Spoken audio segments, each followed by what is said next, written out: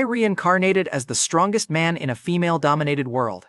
Women there were born roughly 10 times stronger than men, and every family, school, business, and government office acted like that settled the argument. I learned the rule in a private party room, 18 years old, drugged, and pinned beneath Tatum Royce.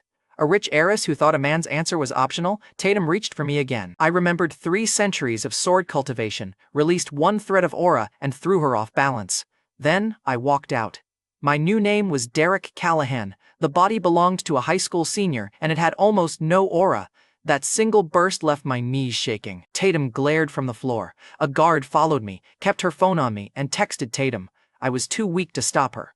Outside in Granite Bay, women unloaded trucks and patrolled while men handled receipts and waited for escorts. History books called men protected husbands. Tatum fit the rule. The host body's memories pulled me toward a house across town, so I followed them. My father opened the door in an apron, saw my bruised wrist, and pulled me inside. "Did a woman follow you?" he asked. "You can't walk alone at night." I hugged him. The host memories already called that gentleman family. Then my older sister, Derek Callahan, yelled when I opened her bedroom door. Jillian slammed her laptop shut. "Privacy, little brother. Women need educational material too." The paused screen looked extremely educational. I closed the door. "Study quieter." Jillian laughed. Warm reunion over, humiliation restored. At dinner, my mother gave Jillian spending money and told her to enjoy the night. Then she told me to stay home, protect my skin, and marry someone successful. I hugged her anyway. My mother reached for her purse. "How much do you need?" That hit harder than Tatum's drug. My future apparently belonged to whoever bought the ring. Anyone could call me decoration. Touching my family earned a very different answer. Upstairs, thousands of love letters filled my drawers. The previous Derek had been poor, quiet, and dangerously pretty. Tragic. I pushed them aside and gathered aura. My soul-bound sword answered once, then went silent. It had crossed worlds with me. This body could not wake it. Then Jillian's phone called mine. A woman answered instead of my sister. The gang leader gave me an address and one demand.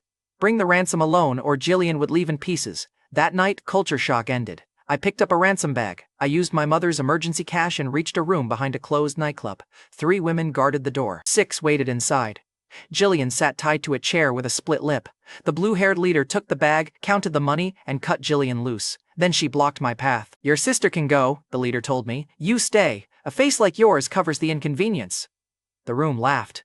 Jillian stopped moving. I moved my sister behind me. The leader smiled. "A good boy would thank us." I slapped her across the mouth. Her head snapped sideways. The laughter died. "You kidnapped my sister," I told her. "Keep talking and you'll negotiate with fewer teeth." The leader swung first. She expected raw strength to settle it. I read her shoulder, stepped inside the punch, and drove my elbow into her ribs. A second woman grabbed my shirt. I sent her into the table. 2 rushed together, so I dropped one and blocked the other with her. The last 2 inside came from opposite sides. I kicked one into the wall and drove the other across the table. Then the 3 door guards rushed in. I put the first into the frame, swept the second, and kicked the third across the ransom bag. My body lacked power. My timing had 3 centuries behind it. Every attacker was down. Jillian stopped shrinking and started watching me. The leader crawled toward the ransom bag. I stepped on the strap. "That belongs to my family." She pulled a handgun. My aura was merely empty. The barrel looked steady. Then the door opened. Tatum Royce entered with 6 guards, including the woman who had tracked me from the party. The gang leader lowered the gun.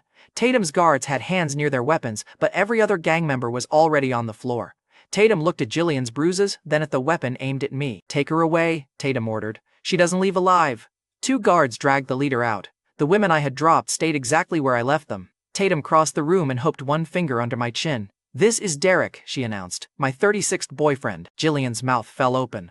I moved Tatum's hand away. "Your first 35 clearly failed to teach you rejection." Tatum smiled. "You escaped once. You lost once." Her guards tightened around Jillian and me. I could beat several. My body would quit before I cleared the room, so I used the rule Tatum trusted most.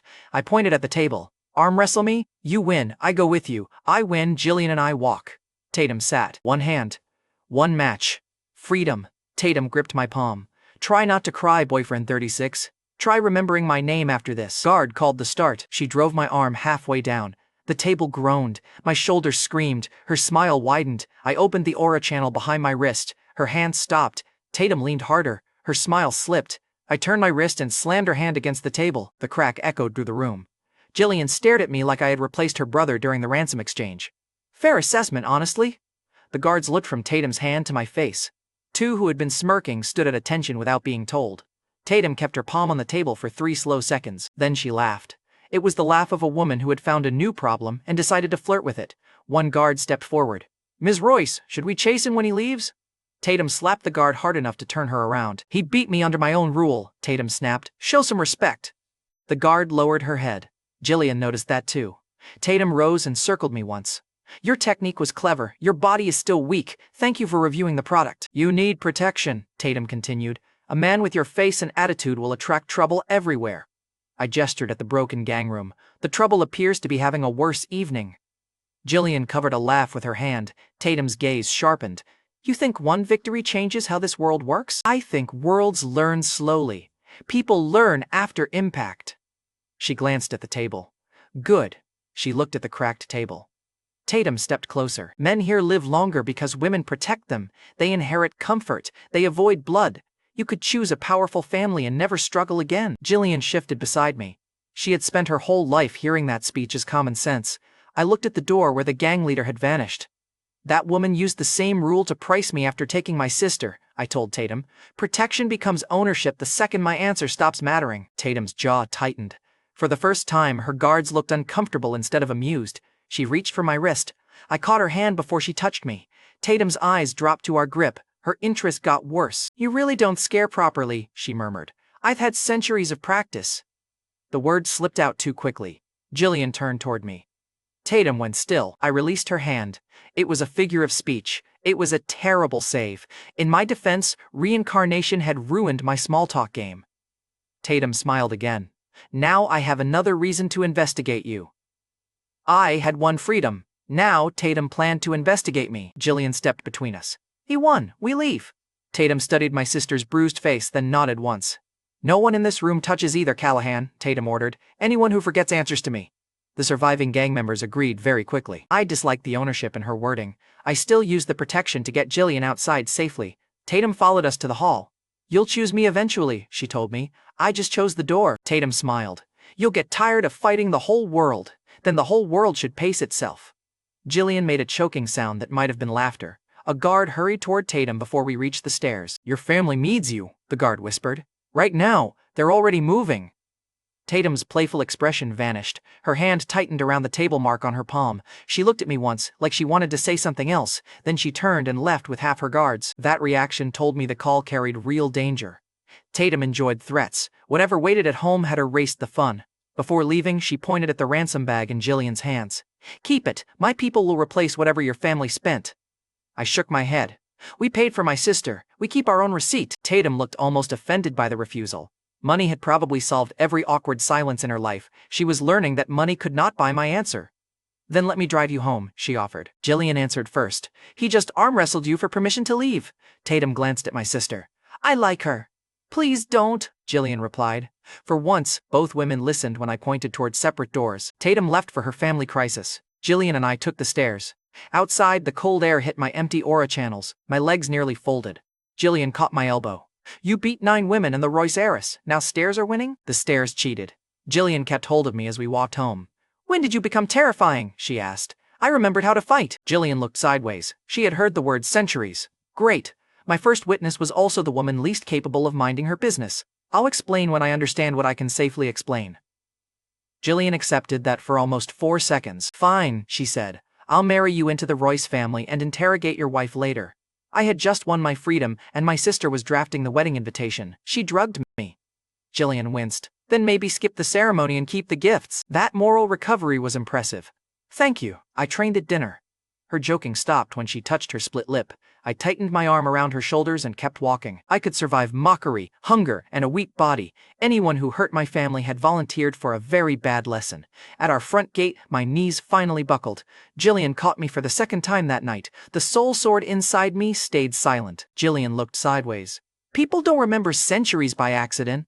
Tatum's family crisis was still moving somewhere behind us. I had won the right to say no. Now I needed enough power to make the answer stick. That night at home, I sat cross-legged and rebuilt the aura I had spent beating Tatum Royce. My palms still remembered the table. My shoulder remembered losing the first half of that match. Jillian leaned through my doorway and inspected my torn sleeve. "Did your rich girlfriend remove that?" my sister asked. "She isn't my girlfriend. Jillian nodded with fake seriousness. Right, she only drugged you, rescued us, claimed you publicly, and lost a marriage audition. I won an arm wrestle. Same paperwork, different table. Then Jillian asked whether I needed help changing clothes. I closed the door in her face. That counted as family support here. The next morning, I went to Granite Bay Preparatory Academy because Reincarnation had not canceled attendance. Jasper Coleman, the host body's ordinary school friend, rushed over and grabbed my sleeve. "Derek, your skin looks terrible," Jasper warned. "Did some woman pressure you again?" His worried tone and careful mannerisms still felt alien to my old-world instincts. Jasper was simply being kind. "I survived," I told him. Jasper looked relieved. "Good, I brought concealer." Of course he did. Bethany Sutton, our shy class president, arrived with a bag of snacks because she had noticed I skipped breakfast. "Eat before you faint," Bethany told me. She placed the bag on my desk and escaped before I could thank her properly. A second girl saw the food and decided Bethany's snack was a challenge. She slammed a love letter onto my desk. "Answer mine first. I haven't read it." The girl grabbed my collar. "Then read it now." I knocked her hand away and punched her hard enough to send her into the next desk. The classroom went silent. She rose with murder in her eyes. Apparently rejection required a rematch in this country. Before she could swing, Colin Royce, Tatum's younger brother, stepped between us. He was the classmate who had arranged my ride home the previous day. His family name made the angry girl stop immediately.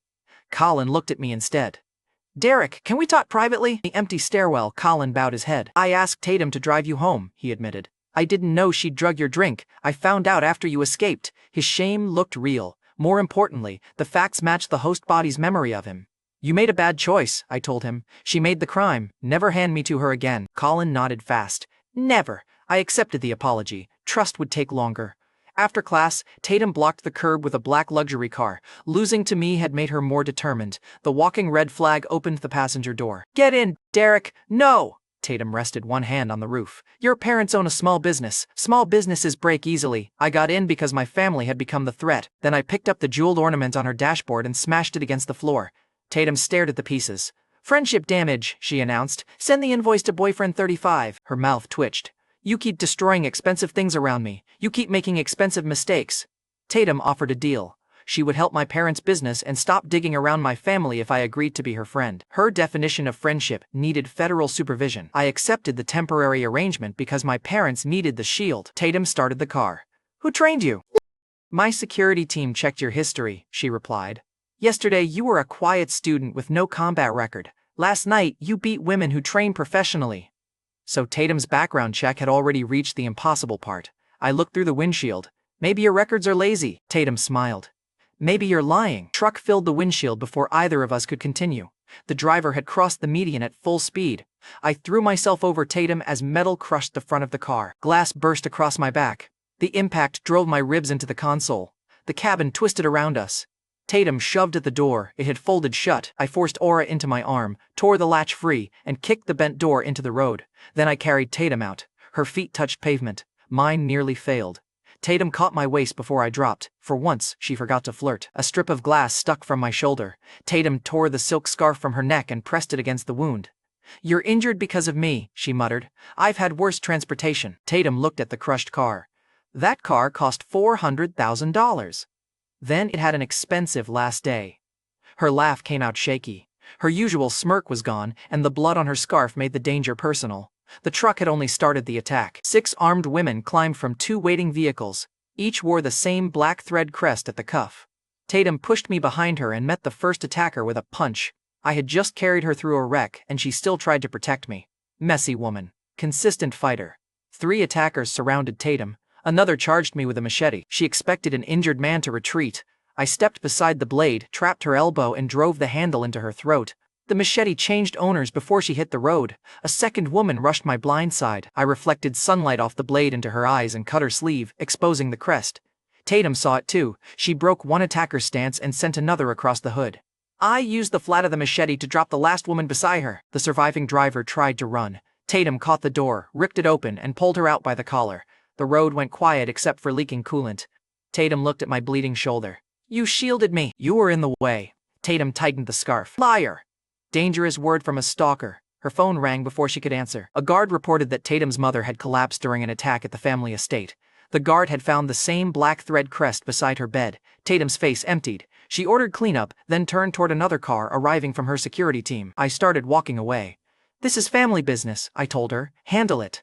Tatum caught my sleeve. Her hand shook. My mother was hit at the exact moment we were, she said. My aunt has already taken control of the house. If my mother dies, she takes the family.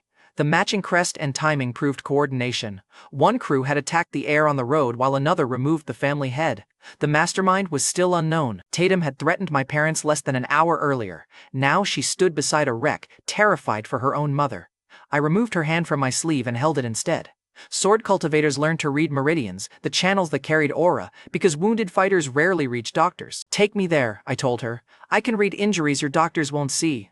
Tatum searched my face. Why help me? Because your mother didn't drug me. Tatum exhaled and opened the arriving car door for me. Before we left, I pressed one thread of aura into the bracelet on Tatum's wrist. I told her the trace would weaken if she faced serious danger and alert me through the matching energy. Tatum turned her wrist up and gave permission. So now you can stalk me back! Emergency use only, coward. The call proved the road fight was only half the attack. Tatum took me straight to the Royce estate, her family's guarded home. At the front hall, armed guards blocked her path. The family head is resting, one guard announced. Your aunt ordered no visitors. I'm her daughter, Tatum snapped. The guard looked at me. He can't enter the private wing, he's male. The family had blocked the only person who understood the attack because I had the wrong biology. I genuinely don't know what they thought would happen next. Tatum called me a doctor. The guards laughed. I pointed at the first guard's left leg. Your knee locks every third step. You hide it by turning your foot outward. Her smile disappeared. I faced the second guard. Your right hand goes numb at night. You dropped your weapon twice this week and blamed the grip. The second woman covered her hand. Neither woman could deny what I had just exposed. The first guard opened the door. Then Tatum's aunt entered, and every guard straightened. Her adult daughter walked beside her, already smiling at me. This boy isn't a doctor, the aunt declared. He's Tatum's latest toy. Her daughter stepped forward and smiled at me. Let me test him. If I win, he spends the night with me. Tatum's hand closed into a fist. I held up one finger. Your wager, your loss, you leave with your mother. The cousin agreed, then attacked before anyone called the start. Terrible character, worse timing. I caught her wrist, turned with the stolen momentum, and launched her across the hall. She hit a couch, flipped over it, and stayed down. The guards who had laughed at me dropped their eyes. I looked at the cousin. About that overnight condition, spend it with ice. Tatum laughed once. Her aunt's face hardened. The aunt rushed to her daughter and pointed at Tatum. Your mother cannot protect you forever. Tatum stepped between her aunt and me. She won't need forever. She needs 5 minutes with him. The aunt looked at the guards she had commanded. Neither woman moved. She carried her daughter out herself. Inside the private wing, Tatum ran to Monica Royce, her mother and the Royce family head. Monica lay pale beneath heavy blankets. Dark veins spread from a wound under her ribs. Tatum dropped to her knees and took her mother's hand. Her voice lost every trace of swagger. I stopped joking and examined the wound. Ordinary medicine had closed the skin. Foreign aura continued eating inward. Monica opened her eyes and dismissed the guards and physician with one weak gesture. Tatum stayed by the door while Monica studied me. Did the Prescott family send you? Monica asked. They're the rival family, most likely the higher specialists. Her suspicion fit the attack, but it proved nothing. I came with Tatum, I answered. Your wound will destroy your organs within 5 days. Tatum stopped breathing. Monica pushed the blanket aside and exposed the black mark. Can you remove it? Yes, partly. The rule was brutal. Foreign curse energy needed somewhere compatible to go. My old meridian path could hold it, but my mortal body might fail under the load. Monica watched my hand. What does it cost you? Enough to make this interesting. I placed my palm over the wound and pulled. Black energy climbed into my fingers like freezing wire. My arm locked. The room blurred. Tatum grabbed my shoulder, but I ordered her back. The mark on Monica's skin shrank 1 inch, then another. Her breathing deepened. Color returned to her lips. Tatum pressed 2 fingers to Monica's wrist. Her eyes widened as the pulse steadied. The curse fought every inch. It tightened around my wrist and pushed toward my chest. I sealed 2 meridians and dragged one final strand free. I stopped before the curse reached my heart. Monica sat upright without help. Tatum laughed once and covered her mouth. Monica offered money, property, and any favor within reason. I asked for time and ingredients instead. Tatum wrapped both arms around me. Stay tonight. We're friends, I reminded her. Monica looked at her daughter's grip and laughed. Of course, just friends. I should order invitations. There it was again. Every denial in this world apparently generated paperwork. I left before the sick room became an engagement announcement or another hostage situation. Outside the estate, pain stabbed through my palm. The curse had left Monica. A black knot remained under my skin. In my former world, one refined elixir could dissolve it. In Granite Bay, I had no ingredients, no furnace, and no idea who sold spiritual medicine. Monica had 5 days when I entered that room. I bought her time and took the countdown into my own hand. The next morning, the curse in my palm sent me looking for alchemy, the craft of making medicine with aura. Granite Bay Preparatory Academy put Avery Henson, the school's star basketball player, in my path first. By nightfall, 5 ugly rocks would be worth more than the luxury car that nearly killed me. First, I had to survive a girl I had loved in another life. Avery was also the heir to another powerful family. She moved across the court like every line belonged to her. In my defense, that confidence had ruined my focus in an earlier life too. Before I spent centuries cultivating, I had lived one ordinary life. Avery had been my first crush, then the first woman I trusted enough to love. This Avery remembered none of it. She stopped mid-drill and stared at me anyway. "Have we met?" Avery asked. "Maybe you have excellent instincts." Avery bounced the ball once. "Or you stare too much. Both can be true." Her mouth curved. She looked curious and suspicious at the same time. Bad combination for my privacy. Avery tossed me the ball and set a wager. 1-on-1. If she won, I would stop looking at her like I knew a secret. "If I win?" I asked. Avery planted one sneaker on the court line. "You get one request. Does boyfriend fall inside the fine print? Win first, lawyer later." The nearby students formed a circle immediately. Gossip worked faster than school Wi-Fi. Avery scored on the first possession. She was faster than this body and strong enough to shoulder me aside. The crowd cheered. Avery spun the ball on one finger. "Still reading the fine print?" she asked. I found a loophole. On the next drive, I watched her hips, shoulders, and lead foot. Those 3 gave the move away one breath before the ball followed. I cut across her lane and blocked the shot into the wall. Avery's eyes widened. I took the rebound, crossed half court, and jumped. My aura lifted me 6 inches higher than this body deserved. I dunked with both hands. The rim shook. The gym went silent, then everyone yelled at once. Jasper nearly dropped his phone. Bethany stopped halfway through opening a snack bag. 2 girls who had ignored me all semester started arguing over who had called the dunk first. Avery stared up at me beneath the basket. The school goddess had just lost her own court to a supposedly delicate boy. Beautiful, absolutely terrible for my privacy. I returned the ball. "My request is dinner." Avery stepped close enough to lower her voice. "Become stronger first, then ask me properly." She delayed the date and told me to get stronger. I respected the hustle. That evening at the Royce estate, I continued treating Monica Royce. Each strand of curse energy I removed forced my meridians wider. Painful work, useful result. My spiritual body was the inner structure that held real aura. It was returning faster because the hostile energy kept giving it something to process. Tatum watched my blackened palm. "You're getting stronger by saving my mother. Your family finally found a healthy way to stalk me." Tatum leaned against the bedpost. "I can make it less healthy." Monica opened one eye. "Children!" We both stepped apart. Apparently the family head could interrupt flirting while half cursed. Respect. The dunk video reached Calvin Prescott, the entitled Prescott heir, before the next afternoon. He waited outside the school gym with 4 guards. His family's marriage proposal had convinced him Avery was already purchased. He pointed at me. "Stay away from her. Avery will marry me." Calvin spoke as if Avery had already signed herself over. He never asked what she wanted. "She beat you to the conversation," I told him. "She hasn't agreed." Calvin's face tightened. "A man like you doesn't decide this." One guard grabbed my shoulder. I broke her grip, swept her legs, and drove the next guard into the brick wall. The third woman hesitated. Calvin jabbed a finger at me. "Break his arm, now!" I dropped the third guard, caught Calvin's punch, and twisted until he knelt. "Say Avery's name like property again," I told him, "and I'll teach your family what a failed purchase looks like." Calvin tried to kick me from the ground. Honestly, I don't know what he thought would happen. I put him face first on the pavement. The final guard backed away. Calvin's marriage claim had ended with him kneeling outside Avery's gym.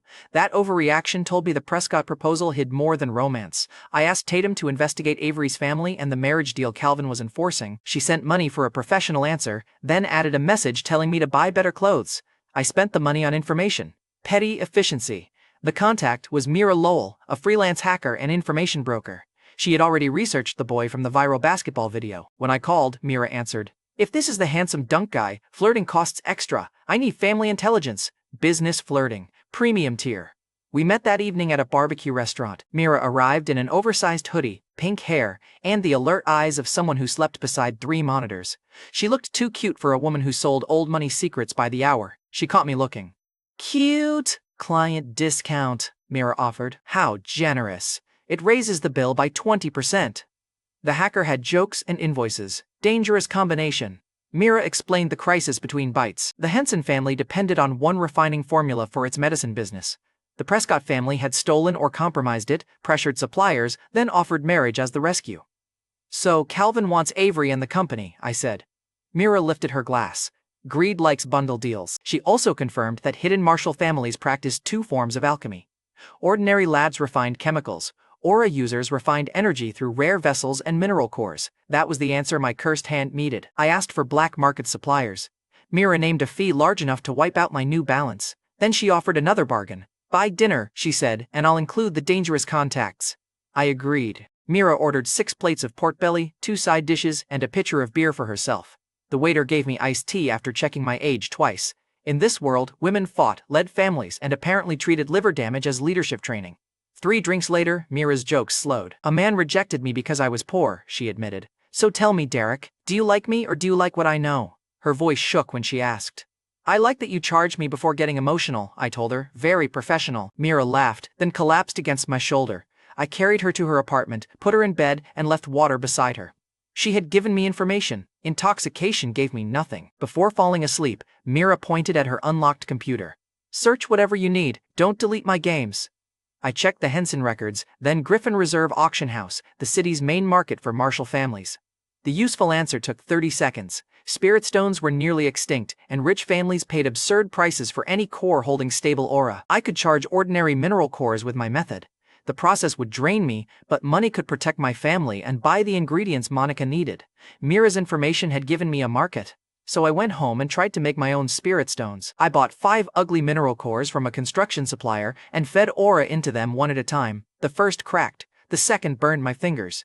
By the 5th, my vision pulsed with every heartbeat. The 5th core made the black knot in my palm recoil hard enough to curl my fingers. Then my knees hit the floor and the room blurred. 5 charged cores sat beside me. I could sell them or use them to recover. This body could not afford both. The following evening, I finished Monica's treatment. I pulled the final curse strand from her wound. Monica stood from bed, rolled her shoulders, and crushed the wooden arm of a chair by accident. Her guards immediately changed posture. Monica looked at the splintered wood. Good, now find the people who did this. Monica had her strength back. The people who attacked her had a new problem. Tatum caught me outside the room and kissed me before I could dodge. Tatum pulled back with a satisfied smile. That's the first part of your reward. In my defense, the first part had excellent timing. Tatum opened her mouth to promise more. A guard summoned her to an urgent family meeting. Naturally, family business interrupted before the second part. Our flirting had to wait. Back home that night, I used the energy gained from Monica's curse and pushed my cultivation past its first barrier. The soul-bound sword inside me woke. Golden runes flashed across my skin. Aura tore through the room, burned away my clothes, and gathered above my palm as a narrow blade. The sword had crossed worlds to find me. Then Jillian opened the door. She saw me completely naked, glowing, and holding a golden weapon in my bedroom. Jillian slowly backed into the hall. I support self-discovery. I also support locks. It is a sword. That's what we're calling it? I shut the door with aura. Perfect. I had awakened an ancient weapon and lost the argument to my sister. When the surge ended, the weapon compressed into a small necklace against my chest. My spiritual body had awakened, and my oldest partner was finally back. The next morning, I took 5 charged mineral cores to Griffin Reserve Auction House. Ronan Griffin, the white-haired auctioneer, met me after a clerk laughed at the ugly yellow stones in my palm. Ronan picked one up with 2 fingers. You came here to sell landscaping gravel? The core released one pulse of aura. Ronan stopped smiling. He stood so quickly that his chair rolled into the wall. How many? He asked. 5. Ronan closed the office door himself.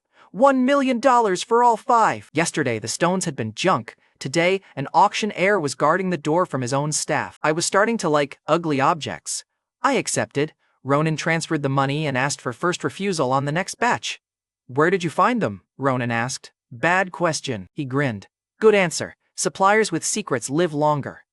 Ronan offered a private entrance, direct calls, and protection from curious buyers. He had started the meeting laughing at gravel. He ended it opening doors his own clients waited years to touch. My first million felt good.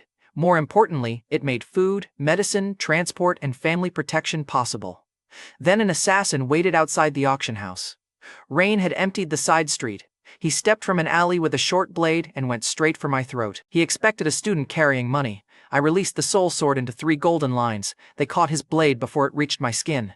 The assassin changed angles. I read the shift, cut his wrist, and drove him against the wall. He kicked off the bricks and threw a hidden needle toward my eye. I turned the soul sword flat. The needle sparked away, and his confidence vanished. He had expected one frightened student. Now the soul sword covered his exit. "Who sent you?" I asked. He laughed through clenched teeth. "Calvin Prescott. He said you were only a pretty schoolboy." Calvin had moved from guards to murder after I put him on his knees. The assassin reached for a second weapon. I ended the fight with one clean strike. He slid to the pavement and stopped moving. I had just made my first million. Then the Prescott family stopped sending boys with loud mouths and sent people who did not plan to leave witnesses. The first one lay dead at my feet. The fight had drained the same aura channels containing Monica's curse. The black knot in my palm surged up my arm. Every meridian burned. I hit the wall before I could breathe. The black curse reached my shoulder before I cleared the auction house alley. My vision pulsed. The soul sword flashed in and out of my hand. Every aura channel I had opened against the assassin started locking at once. A hospital would ask why my blood carried aura. I went to Mira Lowell's apartment instead. Mira opened the door in an oversized sleep shirt, pink hair wild. Then she saw my blackened arm. "Derek." Mira caught me before my knees hit the floor. "What happened?" I managed. "The assassin lost." Mira touched my forehead. "You're burning up." The curse surged again. Heat tore through my chest and I grabbed the nearest steady thing. That happened to be Mira. I kissed her. Mira braced both hands against my chest and pushed me back. "Look at me," she ordered. "Are you choosing this or are you burning alive?" I tried to answer. My jaw locked. Mira had her answer. She sat me against the wall and put water in my hand. Mira stayed out of reach until my eyes focused. I spent the next hour forcing the curse back below my elbow. It settled into my palm again, still ugly. When I could speak, Mira sat across from me. "I'm sorry," I told her. The kiss at the door came from the fever. Mira watched my face. "And now?" I answered. "Now I'm clear enough to ask." I held out my hand. "Do you want me here?" Mira placed her hand in mine. "Yes." Mira tightened her fingers around mine. Then she kissed me again. We spent the night together by choice. By morning, Mira had stolen my pillow and the business excuse. The hacker negotiated aggressively. The next morning, I went back to school because apparently murder did not excuse attendance. The curse still sat under my skin. My thoughts were mine again. Before lunch, Avery Henson appeared at my classroom door. I had beaten the basketball star on her own court, and she wanted an answer. Then Avery leaned close and smelled my collar. Her eyes narrowed. "You smell like another woman." Granite Bay women treated perfume like forensic evidence. "In my defense," I told her, "soap has become politically complicated." Avery hooked 2 fingers around my wrist. "You're having lunch with me." I let her pull me into the hall, then turned our hands and laced my fingers through hers. Avery's ears turned red. She kept walking anyway. The school goddess could dunk through traffic, but hand-holding had her cooked. At the restaurant, I ordered her favorite beef noodles from my earlier life. Avery looked from the bowl to me. "How did you know?" I smiled. "Excellent instincts." Avery frowned. "That excuse is getting lazy." I pointed at her bowl. "You still ate the first bite." Avery tried the broth and failed to hide her smile. "Have you been watching me?" I answered. "Only when you're worth watching." Avery lifted her chin. "In that case, keep up." 2 women took the table behind Avery. Both wore coats in a warm room. One kept a hand against a knife hidden under her ribs. The second watched Avery's reflection. I touched the noodle bowl. "When I move this, lean left." Avery's smile disappeared. "Why?" First assassin answered by drawing steel. She lunged for Avery's back. I swept the bowl into her face. Hot broth and noodles covered her eyes before the knife crossed the table.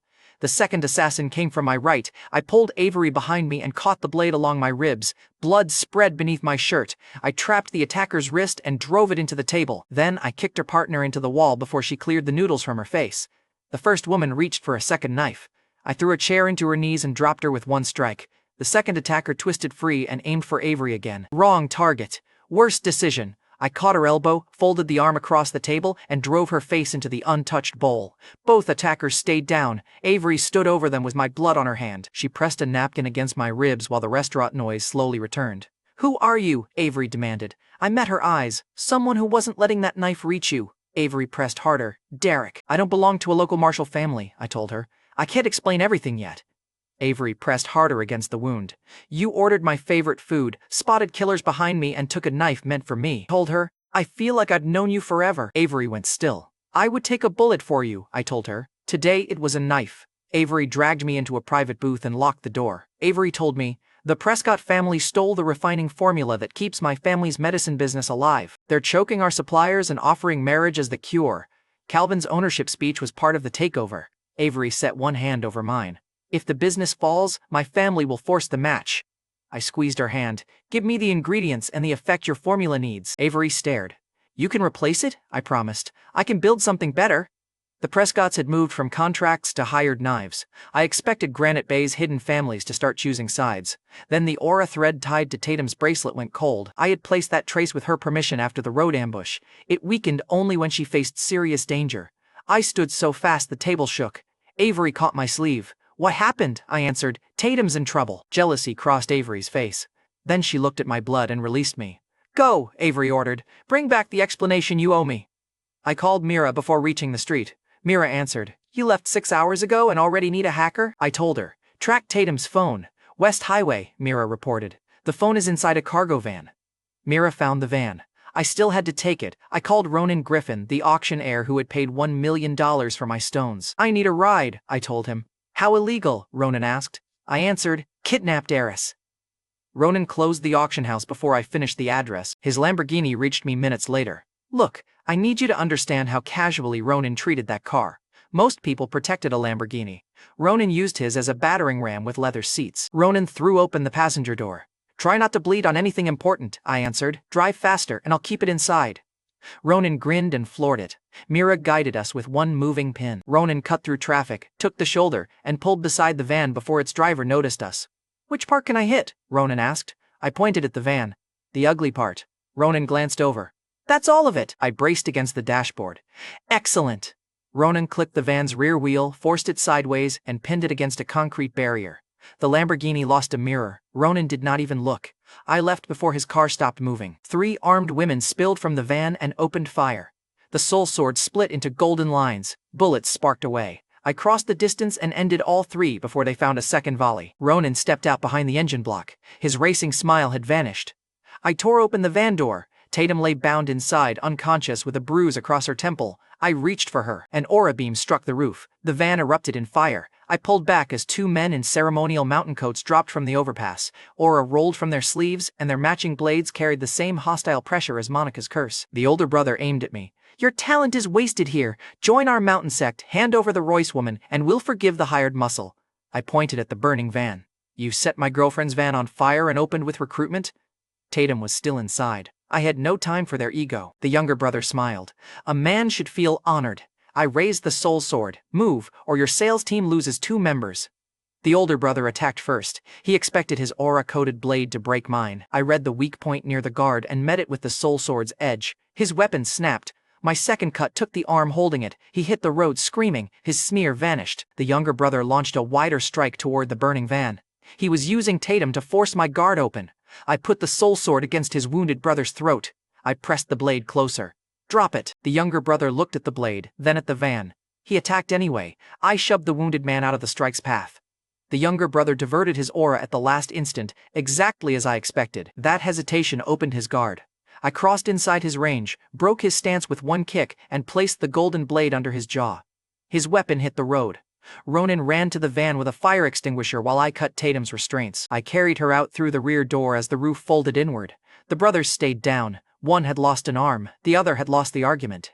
Tatum woke against my chest several yards from the fire. She coughed once, opened her eyes, and said my name. You're safe, I told her. Tatum gripped my shirt and checked my face as if she needed proof. Then she saw the mountain coats. Tatum caught the edge of one coat. I heard them before they knocked me out. The Prescotts paid the van crew, and a hidden sect was supposed to collect me. Families tied to the auction may join them. This is becoming a city war. Tatum touched the blood at my ribs. You got stabbed too? I told her. Avery's lunch had poor service. Her eyes sharpened at Avery's name. Good. Tatum was breathing well enough to be jealous. She pulled me down and kissed me. My lucky star, Tatum whispered. You're coming to the family meeting. Rescue invoices were getting creative. After Tatum named a family war, she called Monica from the road. The Prescotts hired a sect, convened the family. Then she took me straight to the Royce estate. Monica Royce sat at the head of the table, fully recovered and very interested in the men who had abducted her daughter. Tatum stood at my side. The relatives watched me like a pretty security problem. One aunt pointed at the door. This meeting concerns family. A male outsider has no place here.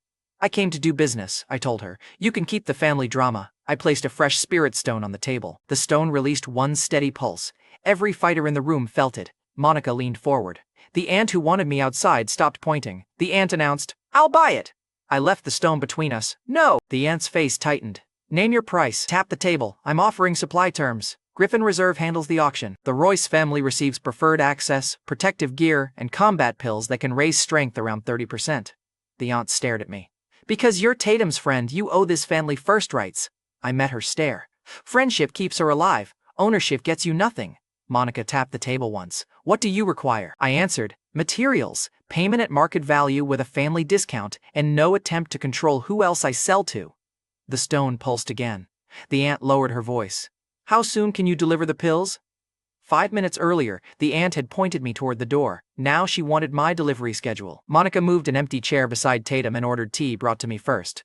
Outside the meeting, Tatum stopped beneath the front steps. Tatum admitted, I started chasing you because losing annoyed me. Now I trust you with my mother and my life. I touched the bracelet. Trust is better. Keep practicing consent. Tatum rolled her eyes. Bossy.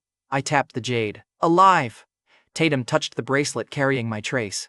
And what do you want from all this? I looked back at the family asking for stones, protection, and power. I answered, enough leverage that nobody can price my family again. The Royce family had become my first wartime customer. My stones, pills, and protection could build an empire. That value would attract every powerful family in Granite Bay. At home, my own relatives were already waiting to explain why they thought I belonged to them. The Royce family had just asked for my prices. At home, Aunt Marlene Callahan was pricing me. She represented the old money Callahan family my mother had left behind. She sat at our dining table in a tailored suit while my father, Peter Callahan, poured tea she never touched. My mother, Diane Callahan, sat beside him. Aunt Marlene looked around our house. Diane really chose this? Diane set her cup down. I chose Peter. Aunt Marlene tapped Peter's old college ring. She asked whether he still needed Diane to rescue every weak business decision.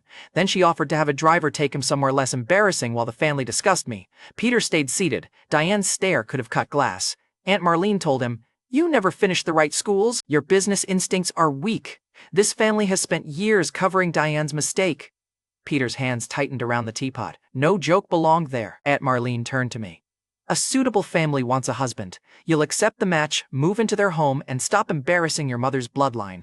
I answered, I decline.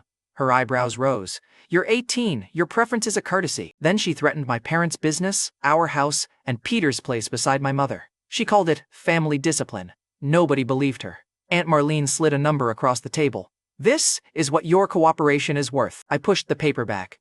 If that buys my future, I told her, what does one of your legs cost? Peter looked alarmed. Diane looked tired. Aunt Marlene looked offended that I had answered at all. She stood. The Callahan family will teach you respect. I opened the door for her. Bring a better teacher. After she left, Peter apologized for being the reason they mocked us. I took the teapot from his hands. You are the reason this house feels like home, I told him. They don't get to make that shameful. Then I called Tatum. I told Tatum, Aunt Marlene threatened my family. I need the pressure stopped. The walking red flag went quiet. How firmly? Tatum asked. I answered, scare her away from this house. I ended the call before her imagination could become a felony. The next afternoon, Diane received a message from the Callahan family. Aunt Marlene had survived an attack. She had lost one leg and one kidney.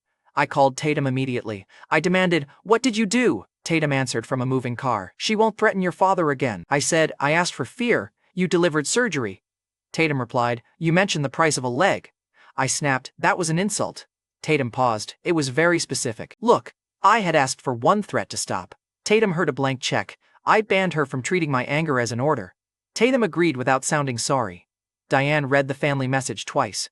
Diane warned, they'll assume someone in this house caused it. Marlene threatened us yesterday. Peter looked toward the front windows.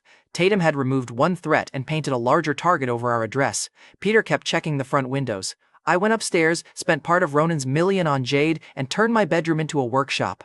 The next protection would answer to me. A ward pendant had one job. When danger reached the wearer, the carved sword would form a shield and send me an alert. You know where this was going. One piece cracked. Another launched itself into my wall. The next came out black, crooked, and shaped like a sword that had lost a bar fight. I kept it. Ugly objects had a strong financial record around me. The fourth pendant held. Its tiny sword mark flashed when I pressed aura against it. The shield lasted one breath, enough to stop a lethal hit. Making it emptied my hands and left my vision trembling. By the sixth carving, my fingertips had split. The soul sword necklace heated against my chest. My body was close to giving out. I planned 10. My mortal body voted against the budget. At dinner, I gave the first working pendants to Peter, Diane, and Jillian. My father turned the jade over carefully. This looks expensive. Temple charm, I told him. Wear it every day. Peter put his on because I asked. Diane read my face, then fastened hers beneath her blouse without arguing. Jillian held hers against her shirt. Does my rich sister-in-law know you're buying jewelry for other women? I told Jillian. She isn't my sister-in-law. Jillian snorted. Then your paperwork is late. Every Just Friends claim in Granite Bay apparently summoned a contract clerk. I told them the pendants would protect against one serious attack. Peter's face changed when he understood I had made them because Aunt Marlene knew our address. He reached across the table and squeezed my hand. The next morning, crafting fatigue put my forehead on the desk. The teacher dropped the marker beside my ear. If you're too gifted to stay awake, solve the problem on the board. The equation covered half the wall.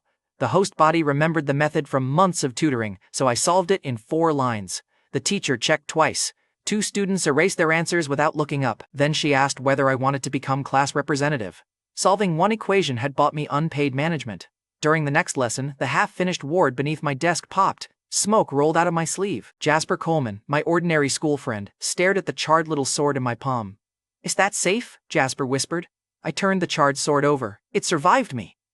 Jasper frowned. That is not an answer. I handed it to him. Keep it. The shield works once. Jasper accepted the ugliest gift in school history and tucked it inside his shirt.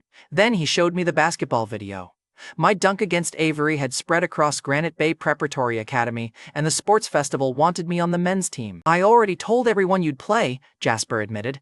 I stared at him. You volunteered me? Jasper lifted both hands. I believed in you aggressively. The video showed the bleachers where the old Derek had eaten alone after the rumors. I handed it back. Fine, I'll play. That was when Olivia Chandler, my childhood classmate and a rising performer, arrived from a recording session. She wore fitted black clothes and sunglasses indoors. Half the hallway moved aside. I noticed too, Reincarnation had not cured eyesight. Olivia pinched my cheek. There's the famous dunk guy. Come to the class reunion. I rubbed my cheek. In my defense, I was famous for almost 12 hours before you found me. Olivia smiled. Avery likes you, I answered. She has excellent instincts. Olivia pointed at me. She also has eyes. Try surviving both. Olivia left after making me promise to attend. Jasper watched her walk away like his soul had missed the bus. Jasper confessed, I've liked her for years. Can you get me an autograph? I looked at him. You want romance and you're opening with merchandise? Jasper shrugged. I panicked strategically. I promised to ask. Jasper nearly hugged me, remembered local male dignity, and hugged me anyway. After class, Bethany Sutton, our shy class president, tried to hide a homework page. I moved her pencil 2 lines back and showed her the shortcut. Relief replaced embarrassment. She had fed me and defended me without asking for status, so I gave her one of the cleanest jade pendants. Bethany pushed it back. This is too valuable. I slid it toward her. Then keep it. I'd rather protect you than price the jade. Bethany's ears turned pink. You say that on purpose? I smiled. Only when they work. Her fingers closed around the jade. She looked at me, then down at the tiny sword. Thank you, Bethany whispered. That evening, at the Royce estate, I took another pendant to Tatum because kidnapping had become one of her hobbies. Tatum held the jade against her neck. Jewelry already? You move fast after rescue kisses. I tapped the jade. It's armor. Tatum smiled. So romantic armor. I asked a guard to fire a practice bolt. The bolt crossed the room. Golden light opened around Tatum and threw it harmlessly to the floor. One guard bent to inspect the bolt. Another asked whether I could make 6 pendants before nightfall. Tatum touched the shield as it faded. Then she shoved me backward onto her bed and sniffed my collar. Tatum sniffed again.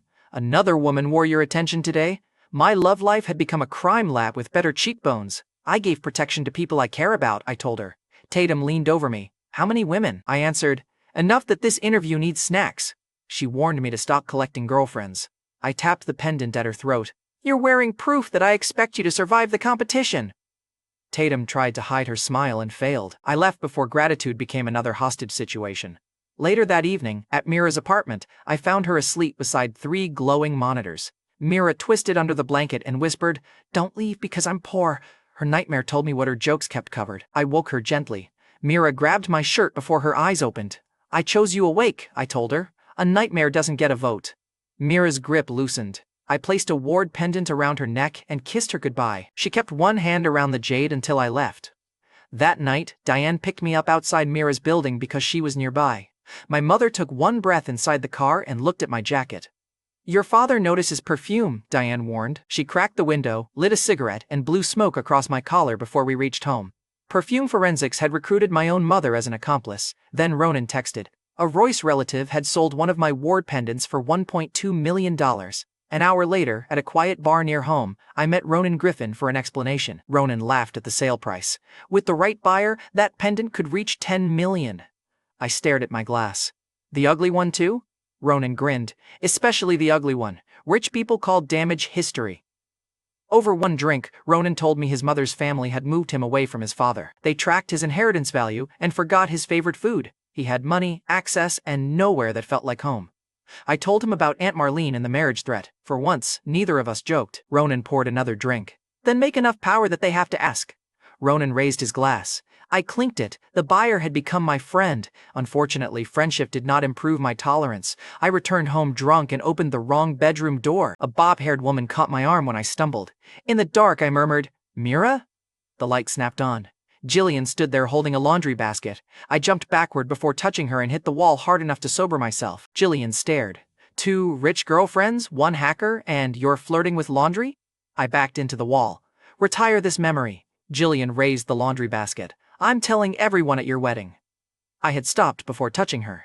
The light fixed the mistake, and alcohol never got another vote. Olivia's reunion invitation waited on my phone. So did one old grudge with an audience. On reunion day, I walked into a clothing store with part of my first million. The old Derek had worn the same school uniform until classmates treated poverty like a personality defect. I bought a fitted suit, then went to a dealership for my own car. The clothing clerk asked which woman would approve the purchase. I paid before she finished. At the dealership, another clerk offered me the passenger seat color chart. I asked for the keys instead. The payment alerts changed both clerks' posture. The clothing clerk carried my bags. The dealership clerk handed me the driver's keys. In my defense, visible status was cheaper than another speech. That night, I drove to the reunion restaurant. Bryce Baxter, the old bully who had ruined the host body's school life, was waiting outside. He had called Derek creepy, convinced classmates that every friendly gesture hid an agenda, and laughed while people stopped sitting beside him. After one rumor, the old Derek ate lunch alone. After the next, invitations stopped. Bryce used the silence as proof that he had been right. He stood outside the reunion in an expensive jacket and made sure everyone saw him greet the arrivals. Bryce saw my car and checked the driver's seat twice. "You borrowed that," he decided. A classmate laughed. "Pay up, Bryce. You bet Derek would arrive in school uniform." Bryce had promised to buy everyone lunch for a week if I arrived dressed better than the old version of me. I adjusted one cuff. "Start Monday." Phones came out. Orders followed. One classmate opened the reunion group and pinned Bryce's own bet above the chat. Another began listing restaurants he could afford. Bryce tried to call it a joke. Nobody let him rewrite the rule after losing. The room started choosing Monday restaurants while his smile twitched. Naturally, Bryce tried to recover by organizing a men's basketball team for the sports festival. Avery Henson arrived beside me and heard him leave my name off the roster. Avery crossed her arms. "The team needs Derek." Bryce looked at her, then at me. "He'll quit when the game gets rough." I faced Avery. "I'll join for one kiss." The room whooped, and 3 phones rose at once. Avery stepped close. "Win the game first," I smiled. "Interest applies." Avery tapped my chest. "You're already overcharging." I accepted, joined the team, ordered dessert for the entire table, and took the center seat beside Avery. Then Olivia Chandler arrived late from a recording job. Olivia was my childhood classmate and a rising performer. She entered in a black dress. Half the reunion straightened and looked over. In my defense, the dress was winning the argument. Bryce hurried to the piano and started playing before Olivia reached the table. He watched her over the keys. Olivia walked past him. Olivia stopped beside me and held out one hand. "Dance?" Bryce missed a note. I stood. Avery caught my sleeve. "Enjoying yourself?" Avery asked. I leaned closer. "Are you jealous?" Avery tightened her grip. "I'm monitoring quality control." Olivia smiled at her. "I'll return him in acceptable condition." Avery released me. "Improve him if possible." Bryce kept playing while Olivia chose me in front of him. "Beautiful work." Olivia and I crossed the small floor while Bryce kept playing. She moved with the confidence of someone used to cameras. I looked almost coordinated. The classmates around Bryce's piano turned their chairs toward us. One girl carried her drink away from the keys. Another asked Olivia for a picture while Bryce was still performing. He saw every one of them move. Bryce stopped mid-song. The room went silent. Bryce stood and pointed at me. "You come in here flashing borrowed money, disrespect my performance, and steal attention from people who actually earned it." I returned to the table. "You stopped playing. That improved the performance." Bryce's face reddened. "Apologize, kneel, and I might let you stay." There it was. He had spent years pushing the old Derek out of rooms. Now he needed the same room to watch it happen again. I looked at his hands. I nodded toward the piano. "Your music is so bad your fingers should resign." Bryce slapped the piano lid. "Then play something better." You know where this was going. The old bully doubled down with witnesses. I stayed beside the table and whistled. The first note cut through the room. The second pulled every conversation toward it. I used an old-world melody once played in sword halls before a master entered.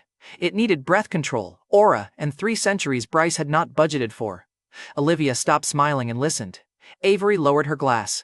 Even the server near the door forgot to leave. Bryce tried to interrupt with one loud chord. My whistle covered it completely. When I finished, nobody looked at the piano. Olivia asked where I had learned it. Avery watched me with the same expression she wore when my impossible strength surfaced.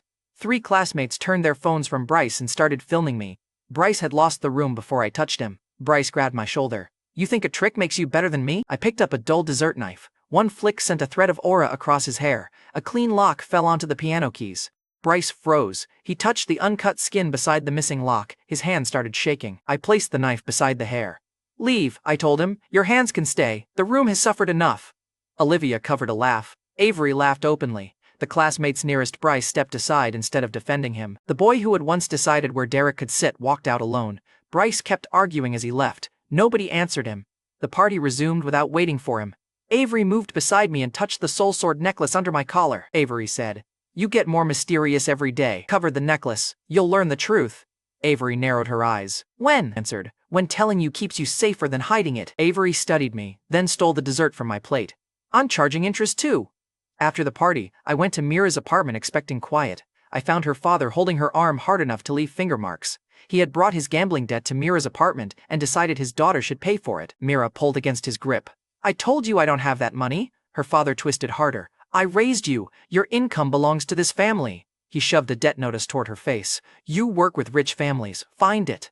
Then he said a wealthy man would clear the debt in exchange for marrying her. Mira's father added, I already sent him her age and photos. He likes what he saw. Mira went pale. A bruise had started forming beneath her father's fingers. Her father looked at my suit, then at the car keys in my hand. Mira's father told me, $3 million. Pay it, and I'll leave her alone. I stepped between them and removed his hand from Mira's arm. He looked at my watch and changed the price. Mira's father smiled. $5 million.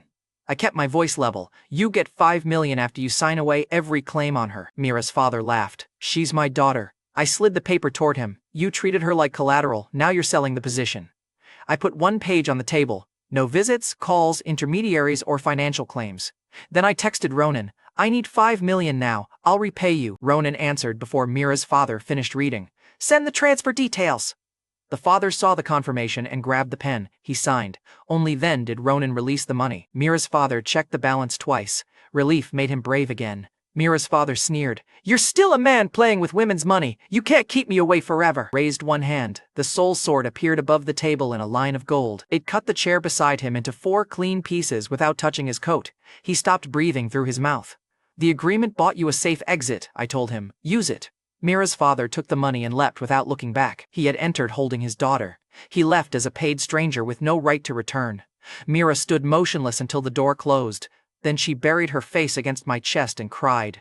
I held her until she could breathe evenly again. When Mira looked up, she kissed me and whispered, Thank you for choosing me. The next morning, I woke to the smell of burned eggs and industrial cleaning spray. Mira had put on an apron, cleaned the apartment, and arranged breakfast with nervous precision. Between glances at my plate, she checked that my bag was still beside the couch. Mira watched me taste the eggs. Are they good? I swallowed carefully. They're dangerous. Mira's shoulders dropped. I put the fork down and took her hand. I paid for your freedom, I told her. Use it. Be Mira. Mira looked at the smoke over the pan. Mira orders breakfast. I raised my water. Excellent recovery. I thanked Ronan by text. Ronan replied. $5 million, 1 dinner, and no bleeding in the Lamborghini next time. I owed him $5 million, and he was still joking. Good friend. Expensive morning. By lunch, Avery was waiting at school for the refining formula I had promised. I handed her one page containing the old-world method rebuilt around the Henson medicine's purpose. Avery read the first lines. Her breathing changed when she found the exact step the Prescotts had stolen. Avery whispered, This could keep my family's medicine line alive. Then Avery looked at me. You're giving me this without a contract? I nodded. Yes. Avery folded the page carefully. What if I betray you? Answered. Then I judged you badly. Avery held the formula against her chest. You trust me that much? I told her. I trusted you before you knew me. Avery stepped onto the center of the court where everyone could see. Avery announced, I love you, Derek. Then she kissed me. A basketball flew toward my head from the jealous side of the gym. Avery caught it one-handed without breaking the kiss. She turned and threw the ball back hard enough to knock the attacker onto the bleachers. Then she ordered the entire group to run laps. Public affection in Granite Bay came with crowd control. By dinner, a phone video of Avery catching the ball mid-kiss had reached Diane. At home, my mother turned the phone toward me and asked how many women believed they were marrying me. I sat down. I'm still collecting accurate numbers? Diane almost smiled.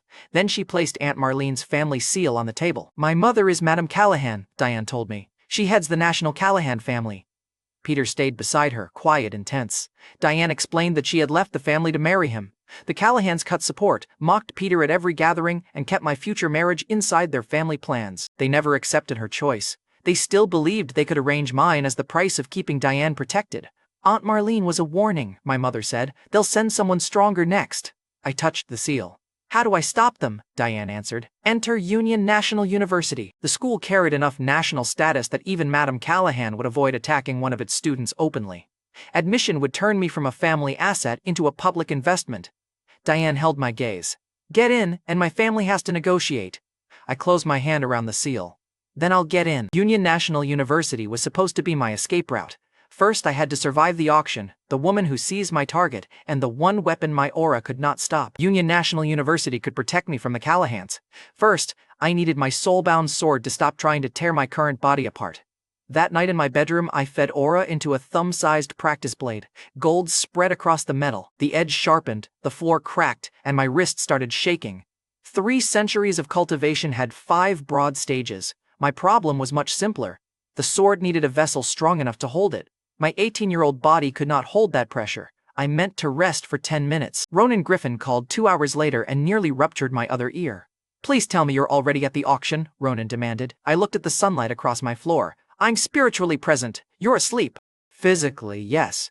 Ronan hung up after using several expensive words about my judgment. Look, missing my own $1 million auction was a new personal low. 40 minutes later, I reached Griffin Reserve Auction House wearing the first clean jacket I found. The vessel I needed might already be on the floor, so I had no time to dress better. A wealthy couple blocked the private entrance before I reached Ronan. The woman looked over my plain jacket and auction badge. Her husband looked at me with the careful pity men here used when another man embarrassed himself publicly. This entrance is for invited buyers, the woman told me. The pretty guest line is downstairs. I tapped the badge. Read it before you embarrass yourself. Her husband pinched the badge and tried to peel it from my jacket.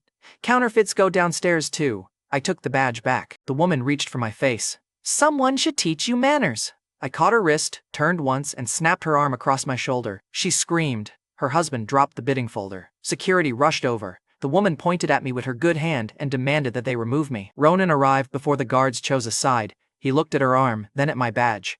You attacked my supplier. The woman's voice changed immediately. Mr. Griffin, I didn't know. You saw a cheap jacket and put your hands on my supplier, Ronan cut in. He took her bidding paddle and handed it to security. Ban both of them. The surrounding guests stopped staring at my jacket and started checking my badge.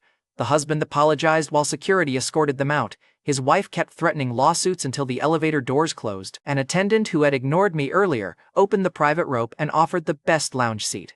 2 buyers asked Ronan whether my next spirit stones were available. A woman who had laughed at my jacket offered champagne. I took water. My reputation had upgraded faster than my wardrobe. She had called me too low status for the door. Security removed her through it. Beautifully efficient. Ronan pulled me into his office. Could you survive one event without breaking a client? Could your client stop volunteering? Ronan sighed. Fair. Then his expression hardened. He said someone had investigated Aunt Marlene's lost leg and kidney. The questions had reached my mother, the Callahan family, and Tatum's people. My staff heard one name repeated, Ronan added. Madame Callahan. My grandmother had started looking toward Granite Bay. I needed Union National University before Madame Callahan reached the city. Ronan opened the office door as Aunt Marlene passed in a wheelchair with the auction crowd. She saw me, saw Tatum Royce approaching from the other hall, and kept moving without a word. Tatum entered wearing a dark dress and a dangerous amount of confidence. In my defense, the dress had declared war on concentration. The walking red flag crossed the office, jumped into my arms, and wrapped both legs around my waist. Ronan looked at the ceiling. I'm charging both of you for this room. Tatum kissed my cheek. Put it on Derek's supplier account. I already owe him $5 million, I said. Tatum is about to add a room fee. Tatum dragged me into a private lounge before Ronan could answer. Milk tea waited on the table for me. Wine waited for her. I inspected the cup. Tatum lifted one eyebrow. It's sealed. Your history has made beverages suspicious. Drink water, coward. She sat beside me and described several outfits she had considered buying for our next private meeting. Her descriptions were suggestive enough to make the sealed milk tea sound harmless. Tatum caught me looking at her dress. Interested? I'm checking for hidden weapons. Find any? I kept my eyes on her. Several. She kissed me before I finished the inspection. Ronan opened the door carrying the auction catalog. He saw Tatum in my lap, backed out, and closed the door again. Ronan called through the wood. I'll return when the supplier meeting becomes legal. Tatum laughed against my mouth. I moved her aside and opened the door. The ugly object first, I told Ronan. Then the scandal. Ronan flipped past a meteor fragment. Useful, but it could wait. The prestige lot was sealed ancient wine. I ignored the bottle and touched the photograph of the stained bronze pot holding it. Faint aura lines ran under the corrosion. The wine has value, I told Ronan. The vessel can hold my sword and refine medicine. Ronan stopped turning pages. His experts had priced the bottle and treated the real treasure as packaging. Ugly objects kept making me rich. I respected the consistency. The lot already transferred to a Marshall family buyer, Ronan warned. Find the buyer, I told him, then build the alliance. Stones, wards, medicine, protected clients. We're past one-time sales. Ronan closed the catalog and called his security chief before I left. He ordered protected access for my buyers and a direct line for my family. The auction house now protected my buyers and my family alongside the stones. Late that night, the route home was blocked. The buyers transporting the bronze lot had stopped behind a barricade, and the woman carrying my target stood in the road. 6 Marshall family fighters surrounded her. All 6 looked injured. The woman wore a purple field robe and held a federal badge where everyone could see it. My name is Gwen Kendall, she announced. Federal Marshal Oversight Bureau, the bronze vessel is now government property. One fighter refused and attacked. Gwen caught the punch, broke the woman's stance, and dropped her with one strike. The other 5 moved together. Gwen handled them in less than a minute. She used no wasted motion. One elbow folded a guard. One heel cracked the road beside another woman's head. The last fighter tried to reach the transport case, and Gwen threw her across the hood. Then Gwen loaded the bronze vessel and sealed ancient wine into a black vehicle. I stayed behind a concrete divider and measured her breathing. Gwen's head turned toward me. Come out, she ordered. I stepped onto the road with both hands visible. I want the vessel. Gwen attacked before I finished the sentence. Her palm hit my first aura shield and split it. I released the soul-bound sword, and the golden blade met her second strike between us. Gwen looked at the sword instead of my face. Unregistered technique. Unnecessary attack. She swept low. I jumped, cut toward her shoulder, and left one thin sword thread buried in the road behind her. Gwen blocked the visible blade and drove me backward through the barricade. She had expected another local fighter. I had expected an official who might ask one question before attempted murder. We were both disappointed. Gwen accelerated. Her next 3 blows forced the soul sword close to my chest. I read the 4th, turned her wrist, and cut the purple sleeve. A compact pistol appeared in her hand. A small green federal seal marked the grip. The weapon looked ordinary. Gwen fired once. The round crossed my golden shield and shattered every aura layer at the same point. It punched through my side and threw me onto the road. My sword vanished. I pressed one hand against the wound. Aura reached the torn flesh and died. Blood kept coming. Gwen walked toward me with the pistol lowered. That round stops Marshall healing, she told me. You should have stayed hidden. Pain narrowed the road to her boots and the blood under my palm. I pulled once on the sword thread I had left behind her. The delayed golden strike rose from the road and pierced through Gwen's defense. She stopped. Her pistol fell first. Gwen turned halfway toward the light behind her, then collapsed beside the barricade. Gwen had beaten 6 fighters and broken my strongest defense. She never checked the attack behind her. That mistake killed her. I forced myself upright. The bronze vessel was still inside her vehicle. So was the sealed ancient wine. I took Gwen's key, opened the rear case, and lifted both objects out with my uninjured arm. Cold bronze steadied my aura. Dense energy pulsed beneath the wine's seal. The pot was mine. The bullet wound stayed open. A hospital would report the wound, the aura residue, and the dead federal envoy. I wrapped the vessel in my jacket, put the wine beside it, and drove to Mira's apartment. Mira opened the door, saw the blood, and caught the vessel before I dropped it. Derek, who shot you? She demanded. Federal employee. That answer made this worse. I hit the floor before I could improve it. Mira pressed both hands against the wound. Healing still failed. She called Tatum because Tatum understood native martial weapons. When Tatum arrived, Mira held the door with one blood-slick hand and shoved her spare apartment key into Tatum's palm. Emergency access only, Mira warned. He doesn't bleed on schedule. Tatum pocketed the key and knelt beside me. Her expression changed when she saw the wound. "This is a null round," Tatum said. "It has to come out." I gripped the edge of the table. "Do it!" Tatum cut into the wound while Mira held my shoulders. The round had lodged against a rib. Every pull sent cold pain through my chest. Tatum worked without joking. Mira kept me conscious until the metal finally struck the tray. The moment it left my body, Aura rushed back into the wound. Blood slowed. The torn flesh began closing. Tatum stared at the round in her fingers. Mira watched my skin knit beneath the bandage. I survived. Then the jealousy started, because of course it did. Tatum turned on Mira. "Why did he come here?" Mira kept one hand on my shoulder. "Because I opened the door." Tatum looked at me. "You chose her apartment while you were dying. I chose the nearest person who wouldn't put me in a federal hospital. And you slept here before." I answered, "Yes." Tatum's jaw tightened. "End it with her." I sat upright despite the pain. "No!" Tatum went still. "Tell me to dump Mira again and we're done," I told her. "You choose whether to stay. You don't choose who else I keep." Tatum's anger shook once, then settled into something colder. She stayed. Mira kept her hand on my shoulder. I told Tatum the rest. Gwen Kendall had seized the vessel, attacked first, fired the round, and died in the fight. Tatum laid Gwen's torn purple sleeve beside the green-sealed round. "Green outranks purple," she said. "The next investigator will have more authority and may be stronger." Mira asked how they would find me. Tatum tapped 4 points on the table. "Auction lot, roadblock blood, clinics, black market medicine. Every route touches your circle." I pulled off the bandages. The wound had already narrowed to a red line. Tatum touched the closing skin. "That healing method could get people killed for less than the sword. I can teach you the circulation pattern." Her eyes lifted. Anger, greed, and attraction all arrived together. The walking red flag had range. My phone alarm rang. School started in 40 minutes. Mira stared at me. Tatum stared harder. I stood while Mira locked the bronze vessel and wine inside her steel equipment cabinet. Then I reached for my uniform. I had killed a federal envoy, survived a null round, and started a relationship war before breakfast. Granite Bay Preparatory still expected attendance. 40 minutes after surviving a null round, I fell asleep at Granite Bay Preparatory Academy. Bethany Sutton, our class president, tried to wake me before the teacher noticed. I lifted my head, whispered that I was alive, and immediately dropped it onto Bethany's shoulder. The teacher saw everything. The class saw more. By lunch, the rumor claimed Bethany and I had spent the morning cuddling through advanced mathematics. The teacher wrote a 10-point problem on the board and turned the gossip into a wager. "If Derek scores 10, I drop the punishment," she announced. "Miss 1 point, and both of you run 50 laps." Bethany stood. "He was injured." I caught her sleeve. "Save your legs. I need mine for worse decisions." The class laughed. I walked to the board, solved the problem, and put the chalk down. 10 points. The teacher erased the punishment. The relationship rumor got worse.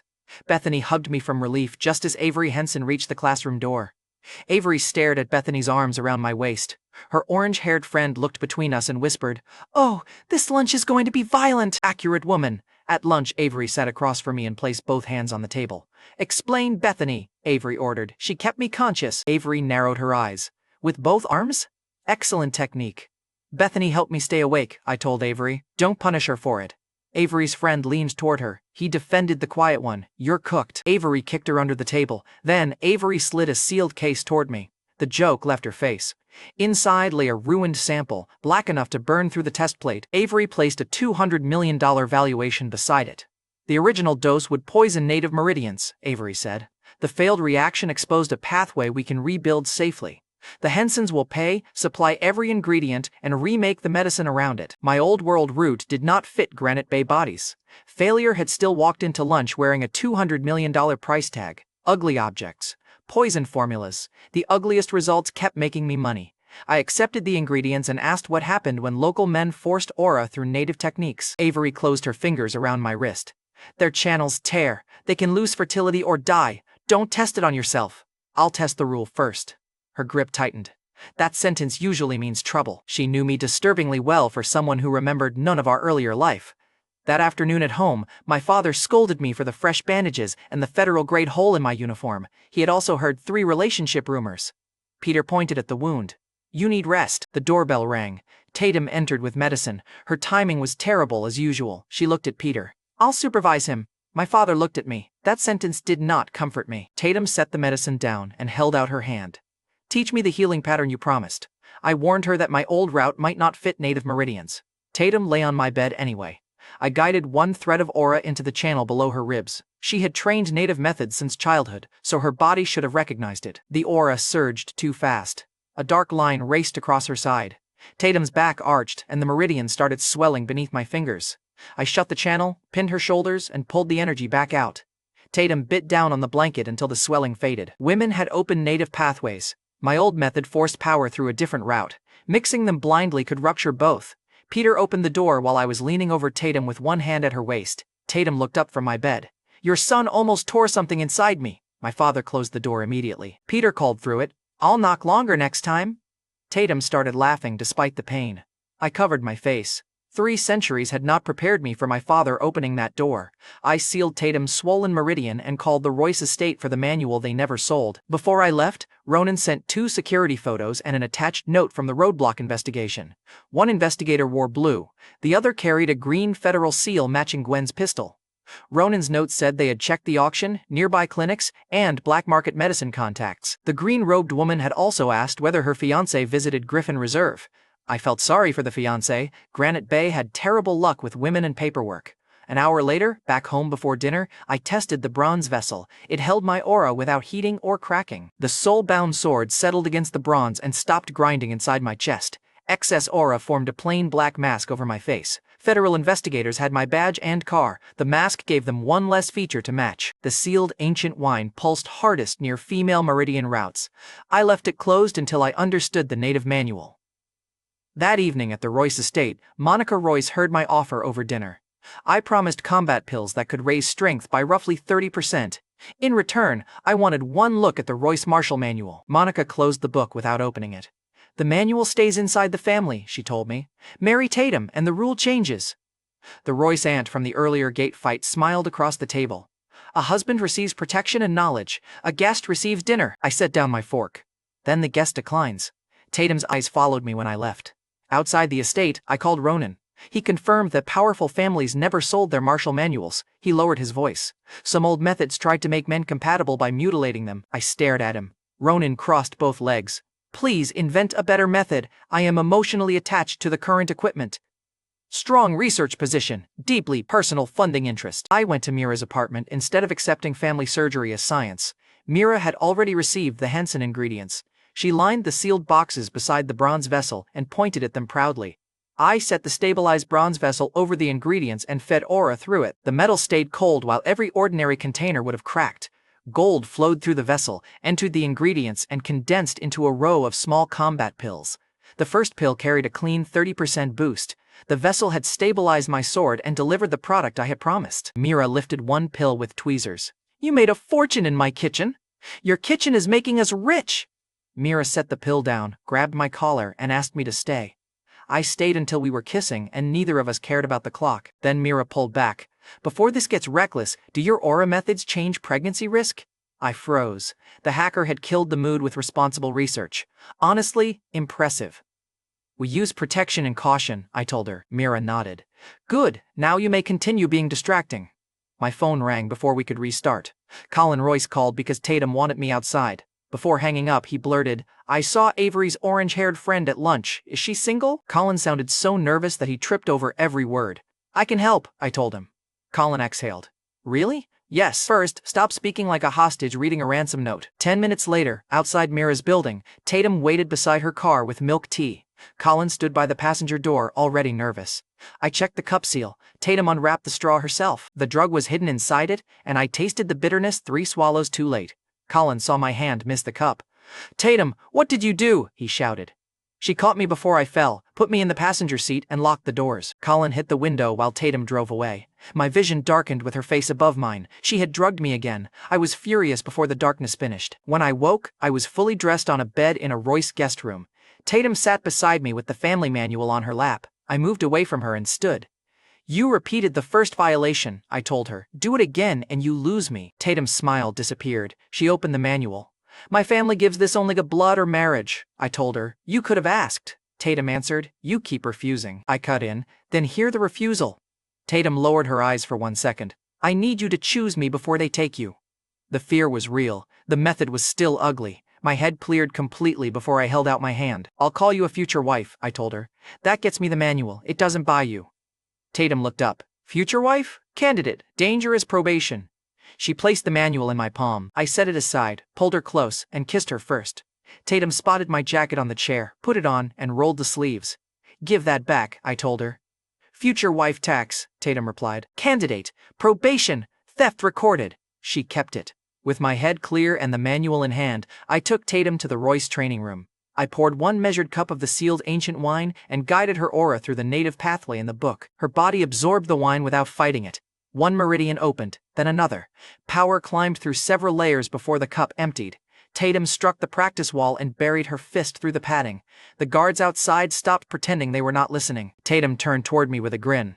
Tatum attacked immediately to test the new strength. I blocked the first punch, redirected the second, and caught her wrist before the third. Tatum laughed. "We'd be terrifying together." "You were already terrifying. Now the furniture knows." The next afternoon at school, Avery saw Tatum wearing my jacket and heard her call herself my future wife. Avery blocked my desk. "You spent the night with her, gave her your jacket, and called her your future wife." "She doesn't own me," I told her. "Neither do you." Avery took one combat pill from the new batch and planted her elbow on the classroom table. "Then we settle it here," Avery ordered. "You beat me. I tolerate her for now. I win. She leaves." Tatum leaned against the wall. "Take 2 pills." Avery swallowed one and smiled. "I only need one." The boost hit. Her grip tightened hard enough to crack the tabletop. I let her push my hand halfway down.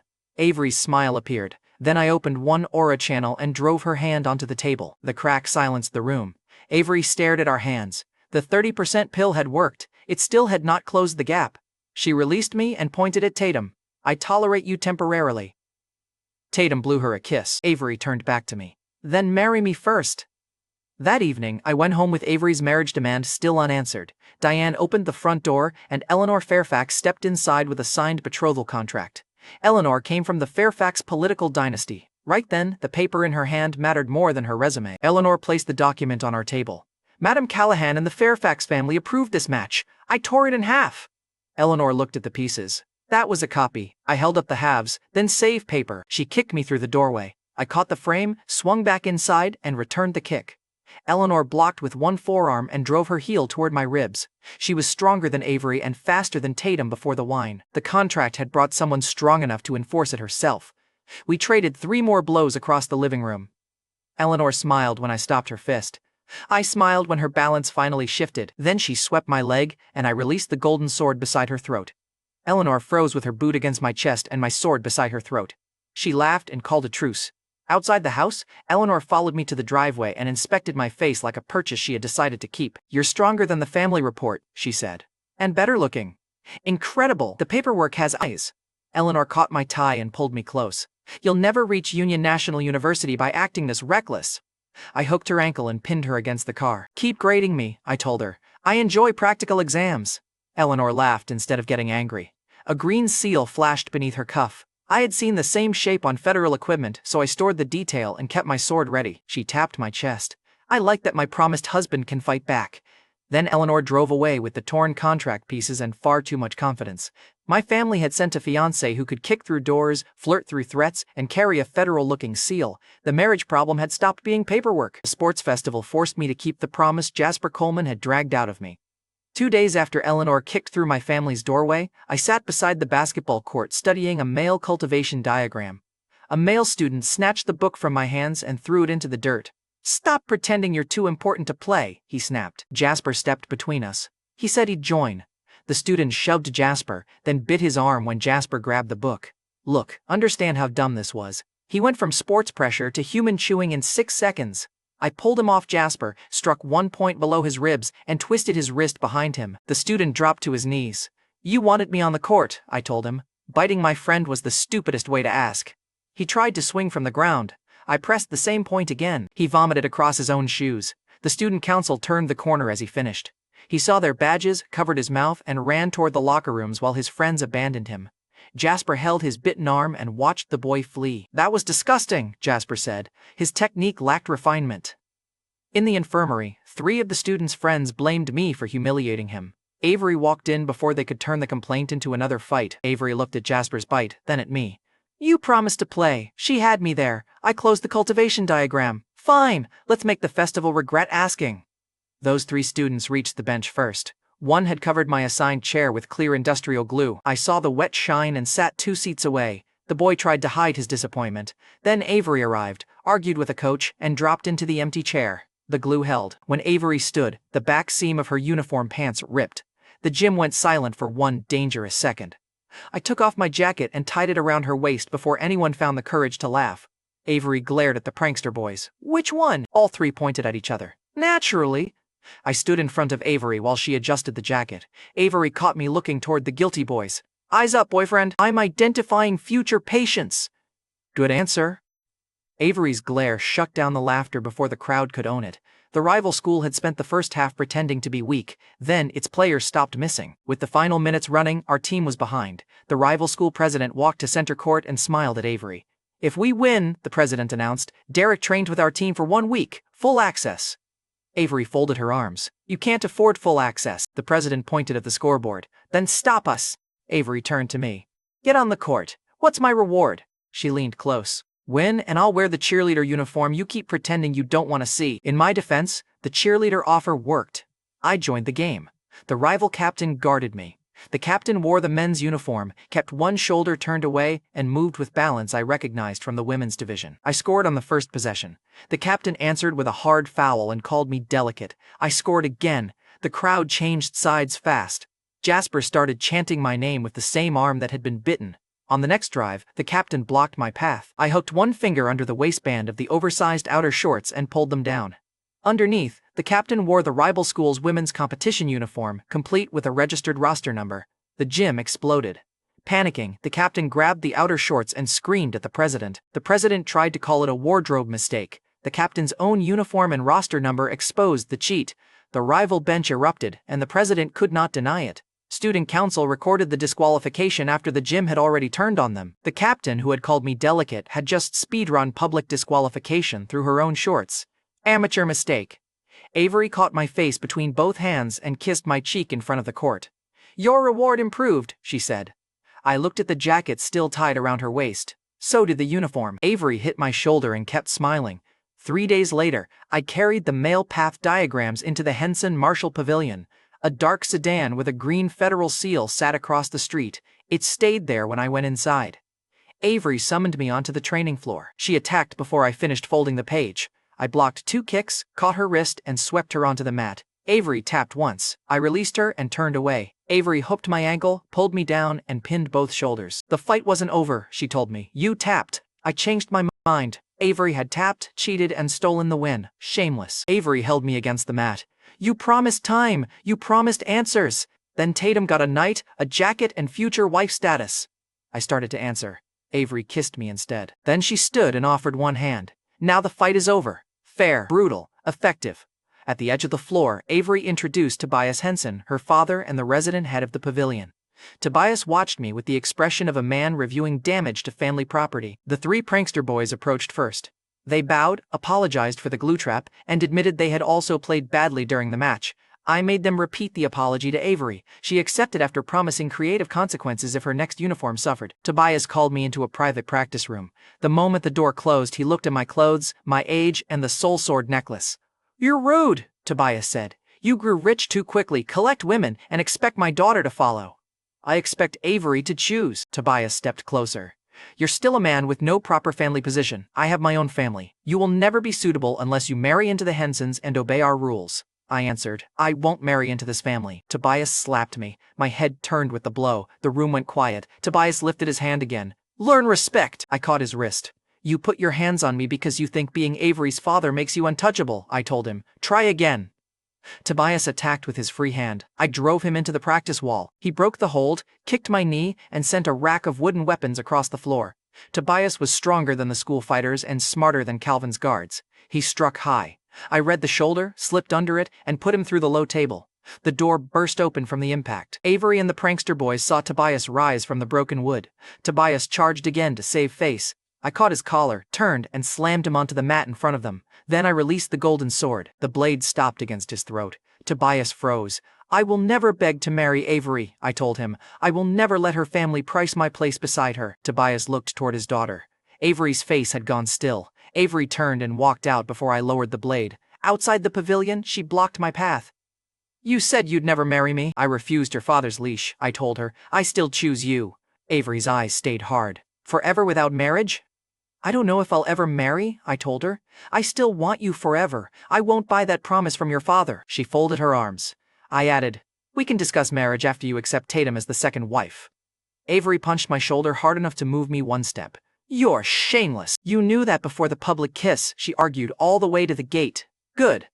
Arguing meant she had not walked away. Before we reached the street, a senior mountain sect master stepped from the trees and struck the pavement between Avery and me. She had come for revenge after I maimed the two brothers during Tatum's rescue. The master pointed at the golden necklace. Give me your technique, and I may leave the girl alive. I moved in front of Avery. You crossed the city for my jewelry, I told the master. At least pretend this is a date.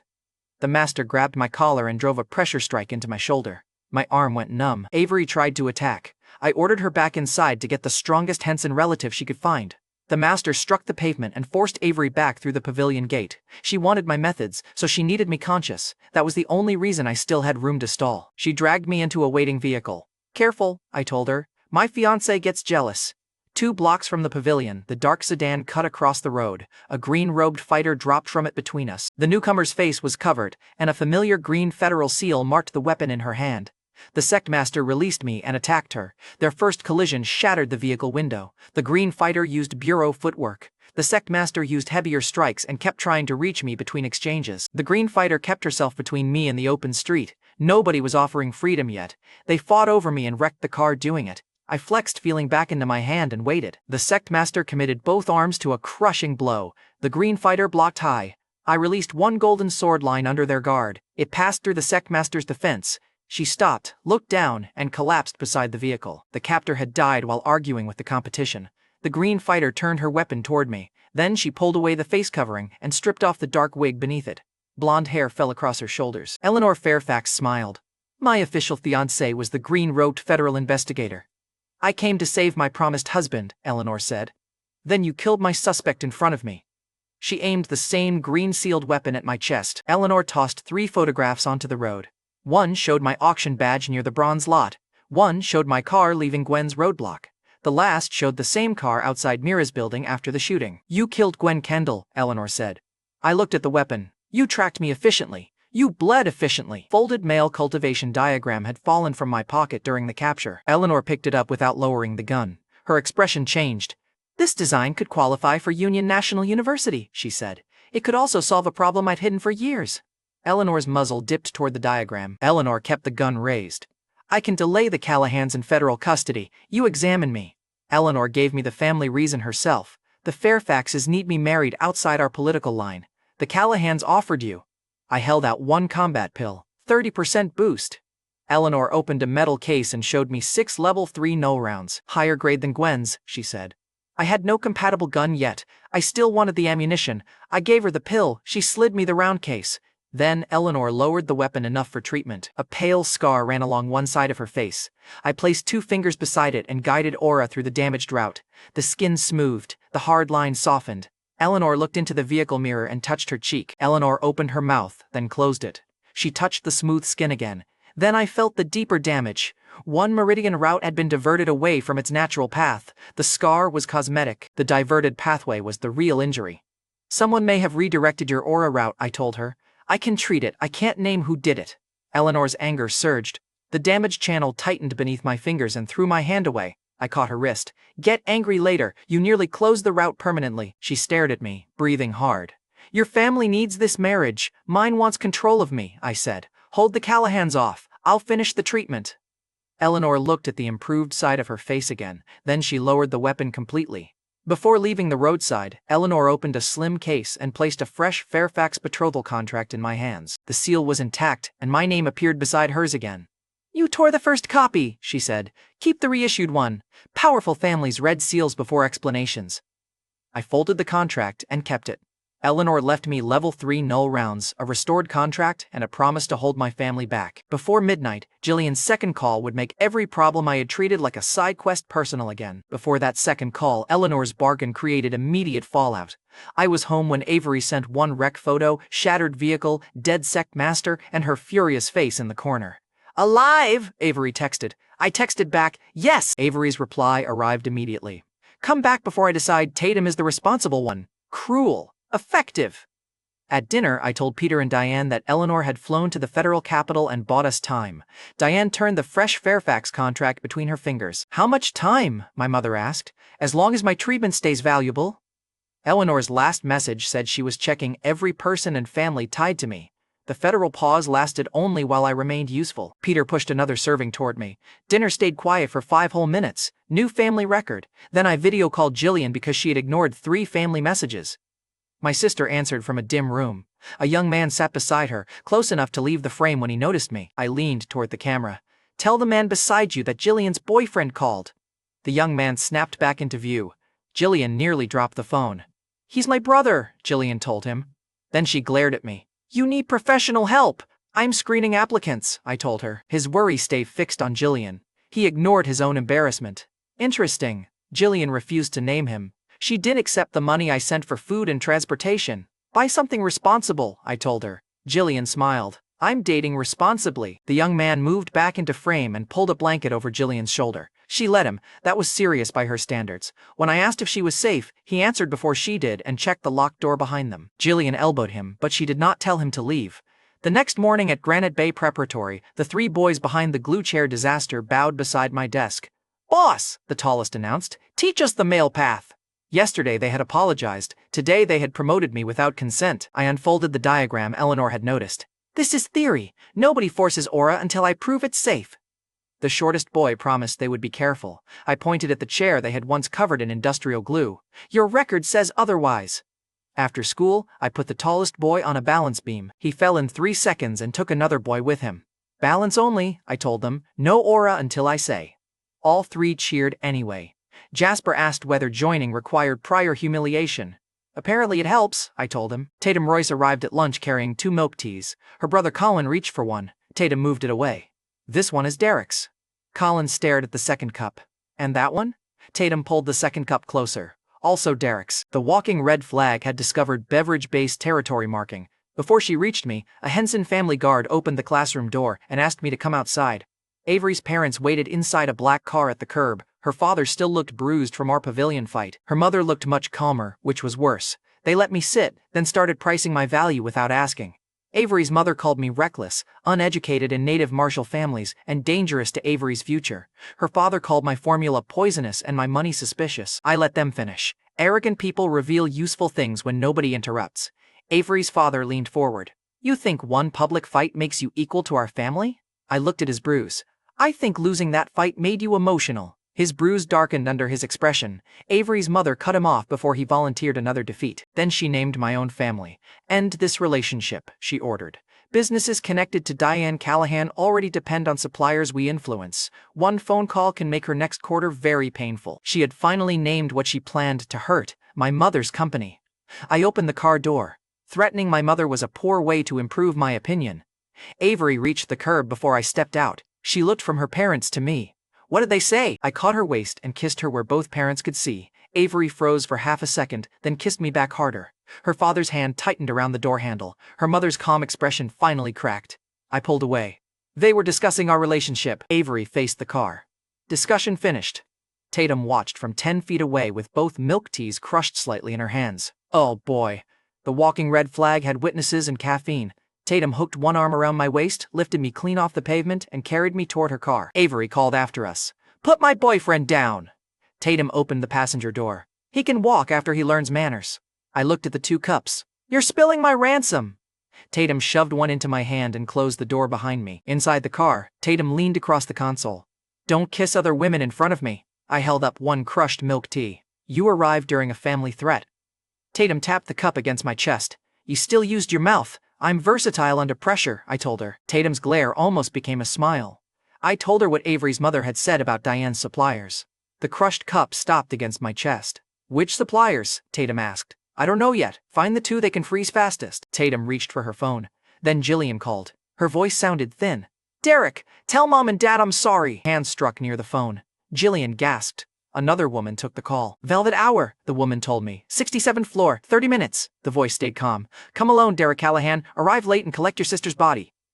The call ended. I left Tatum's car before she could ask a question. 27 minutes later, I entered Velvet Hour, the underworld venue Jillian had hidden from our family. The elevator showed 67 floors. I used every red light as a countdown. The top doors opened onto a guarded hall. A red service stair sign glowed behind the station. The women stepped aside after hearing my name, and one checked the countdown on her phone.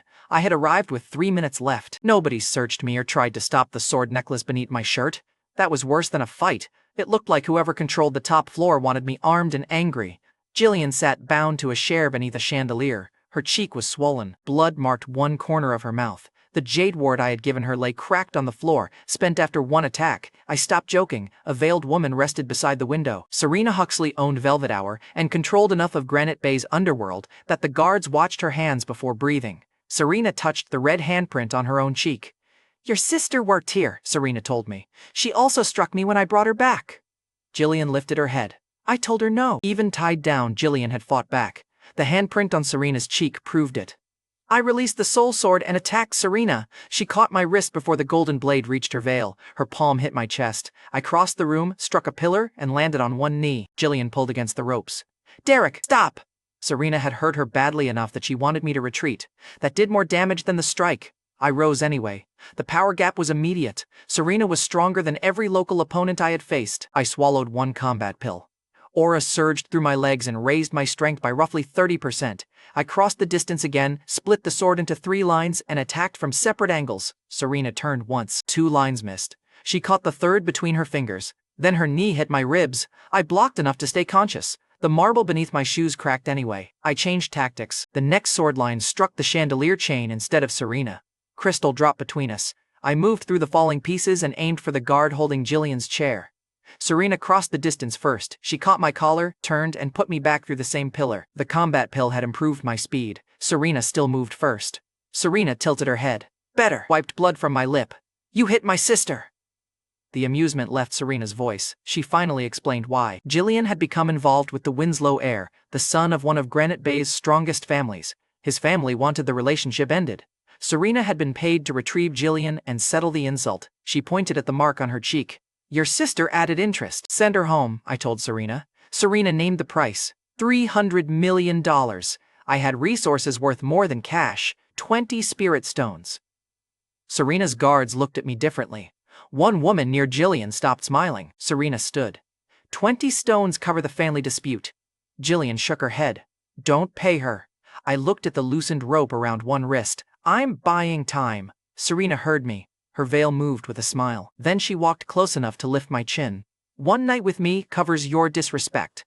The ransom had turned into ownership. I was done negotiating. I let Serena believe I was considering it. She ordered one guard to loosen Jillian's restraints. That was the opening I needed. Serena lifted me into a bridal carry and walked toward a private room. I kept my eyes on Jillian's loosened rope. "Put me down!" "After the room," Serena replied. Inside the side room, Serena produced a syringe from a silver case. That ended the negotiation. The soul sword flashed between us. I cut the syringe in half, kicked away from her chest, and sent 2 golden lines through the hall lights. Darkness hit. A third line sliced Jillian's loosened restraints. I reached her before the guards found their flashlights. Then I lifted her into my arms and ran for the service stair I had marked on the way in. A golden line cut through the locking bar as the steel door slammed behind us. Serena reached the doorway before the stair door shut. She watched me carry Jillian away and called after us. 20 stones, Derek! The debt still stands!" Her voice sounded entertained. That woman had lost the hostage and found a hobby. Wonderful. At street level, Jillian kept one arm around my neck. "You carried me out like a princess," she whispered. I adjusted her weight. "You're welcome." Jillian's mouth twitched. "I thought you were the princess. Trauma has damaged your judgment," I told her. Her laugh hurt, but it was a laugh. Serena still wanted 20 stones. The Winslow family still controlled the man my sister loved. Getting Jillian home left one clear next move: enter the Winslow estate. At home that night, Peter opened the door and saw Jillian in my arms. His face went pale. I told him the police had raided Velvet Hour and found her during the arrest. Jillian backed the lie with one tired nod. Peter looked at Jillian's bruises, swallowed his next question, and nodded. Then he asked, "Did this have anything to do with your mother's company?" I stopped halfway to the stairs. Diane had been sleeping at the office. Major clients had canceled orders, employees had been sent home, and one supplier had frozen delivery without warning. Jillian was home. Diane's company was now taking the hit. Peter's slip sent me to Diane's office before another client could cancel. The following morning at Diane's office, half the desks were empty. A canceled order sat open on the reception monitor with the Henson family supplier network listed beneath it. The secretary blocked my path. Ms. Callahan isn't taking visits from distant nephews, she told me, especially handsome ones looking for a handout. Diane stepped from her office behind the secretary. That's my son, my mother said. The secretary turned so fast her badge struck the desk. Diane pointed toward the elevator. You're fired! The woman stared at her. For one mistake? Diane did not blink. For deciding my family was poor enough to insult. The secretary opened her mouth again. Diane pointed at the elevator without blinking. The woman removed her badge and left. Once the secretary left, Diane pulled me into her office and locked the door. I told her Jillian had been kidnapped over a relationship with a Winslow heir. I told her the police story was fake. I left Serena's personal bargain outside the conversation because Peter already had enough nightmares. Diane gripped the edge of her desk. You went into Velvet Hour alone? Yes, I told her. Diane's grip tightened. You're 18, noticed. Diane picked up a glass of water with a shaking hand. Tatum has dragged you into Marshall family business, and now you think you can fight all of it. I lifted the water from her glass without touching it. The stream curled around my fingers, crossed the office, and stopped above the canceled contract. I split it into 6 floating beads, then returned every drop to the glass. Diane did not move. I raised the metal letter opener from her desk and held it in the air beside the water. I'm already inside this world, I told her. Stop hiding threats from me. Diane looked at the water, then at me. She opened a desk drawer and removed the ward pendant I had given her. Your father told me this was a temple charm. He worries better when the lie is simple. Diane closed her fingers around the jade.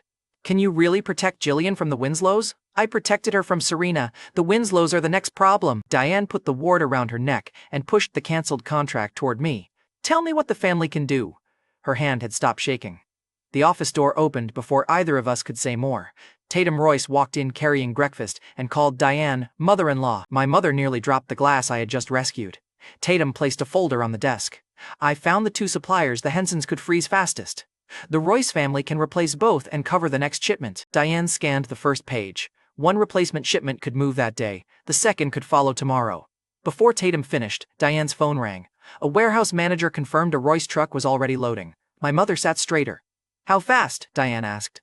Tatum tapped the first page. 1 shipment today, the second tomorrow. Diane looked from the folder to Tatum. Why are you doing this? Tatum answered without blinking. Family investment, I cut in. She means future wife candidate. Tatum smiled at Diane. He adds unnecessary words when he's nervous. Tatum flirted with my mother and fixed a shipment in the same minute, disturbing efficiency. I showed Tatum one of Eleanor's level 3 null rounds. I need a gun built for this grade, I told her. Something compact enough to carry into the Winslow estate. Tatum rolled the round across her palm. You're breaking into their home? I pointed toward the Winslow district. I'm asking for permission first. Tatum held up the round. With a federal bullet? I like prepared conversations, I told her. Tatum promised to source the weapon. Then she saw the message preview from Avery on my phone. The walking red flag grabbed my tie and dragged me into the private bathroom beside Diane's office. Tatum closed the door. You kissed Avery in front of her parents. I straightened my tie. They threatened my mother. Tatum jabbed 1 finger at my chest. So you punished them with your mouth? It was available, I told her. Tatum leaned close. Use it on me. I took the null round from her fingers. Bring the gun first. Her offended expression was worth at least 1 canceled supplier. Tatum kissed my cheek anyway, promised the weapon, and walked out calling Diane mother-in-law again. Tatum could repair the shipment. Jillian still needed me to get inside the family, causing the deeper pressure. That afternoon, I parked 2 streets from the Winslow estate. High walls, cameras, and rotating guards covered every entrance. A delivery truck stopped at the gate. Security opened every compartment, made the driver lift the floor mats, and scanned the roof. An older woman watched from the balcony. She looked down once, and every guard straightened. The air around her carried more control than Serena had shown. The gate would take 1 sword strike. The people behind it could punish my whole family, so I watched instead of charging. Avery found me beside the car because I had asked what she knew. She arrived without guards and stood between me and the estate. My mother threatened Diane's company, Avery said. I didn't know until this morning, her driver called twice. Avery silenced the phone and stayed. I believe you, I told her. Avery kept watching the estate. That doesn't repair it. Helping does. Avery took my hand. Then use me. I looked at her. Dangerous wording. She squeezed my fingers hard enough to punish the joke. Avery named the 2 people who could stop me. The hidden elder controlled the grounds. The matriarch controlled the heir, the estate, and every marriage decision around him. If you enter by force, Avery warned, the elder stops you before the main house. That evening, I went to Mira Lowell, the hacker who could blind the estate before I tested the people inside. At Mira's apartment, she opened the door in sleep shorts, an oversized shirt, and enough pink hair to hide a small weapon. She leaned against the frame. You only visit in daylight when someone powerful needs robbing. I need cameras, alarms, layout, and staff movement. Mira looked me over. No flowers? I brought a federal bullet. Romance is alive. Inside, Mira pulled up one live camera grid from the Winslow estate. Red icons marked the alarms. She warned me that opening the systems would take hours and still leave every fighter awake. That's enough, I told her. Blind the cameras. I'll handle the people. Mira slid into her chair and started working. The front door unlocked behind us. Tatum entered with the emergency key Mira had given her while I bled from Gwen's null round. She saw me beside Mira's chair. Then she saw Mira's bare legs under the oversized shirt. Tatum held up the key. Emergency access? Mira pointed at the monitors. He's planning a break-in. Tatum snapped. He protects you every time I turn around. He also keeps getting shot, Mira replied. I'm versatile. Tatum threw the key through the open kitchen window. Then she stormed out. Mira watched the key disappear. That was my spare. You gave it to the walking red flag, I told Mira. Mira held up both hands. I was holding your organs together. Fair defense. A gunshot cracked through the hallway. The round hit the empty doorframe, well away from both of us. Tatum stood outside with a compact black pistol, and smoke curling from the barrel. I aimed low enough to ruin your dating schedule, Tatum called. Mira ducked behind the desk. That is not emergency access.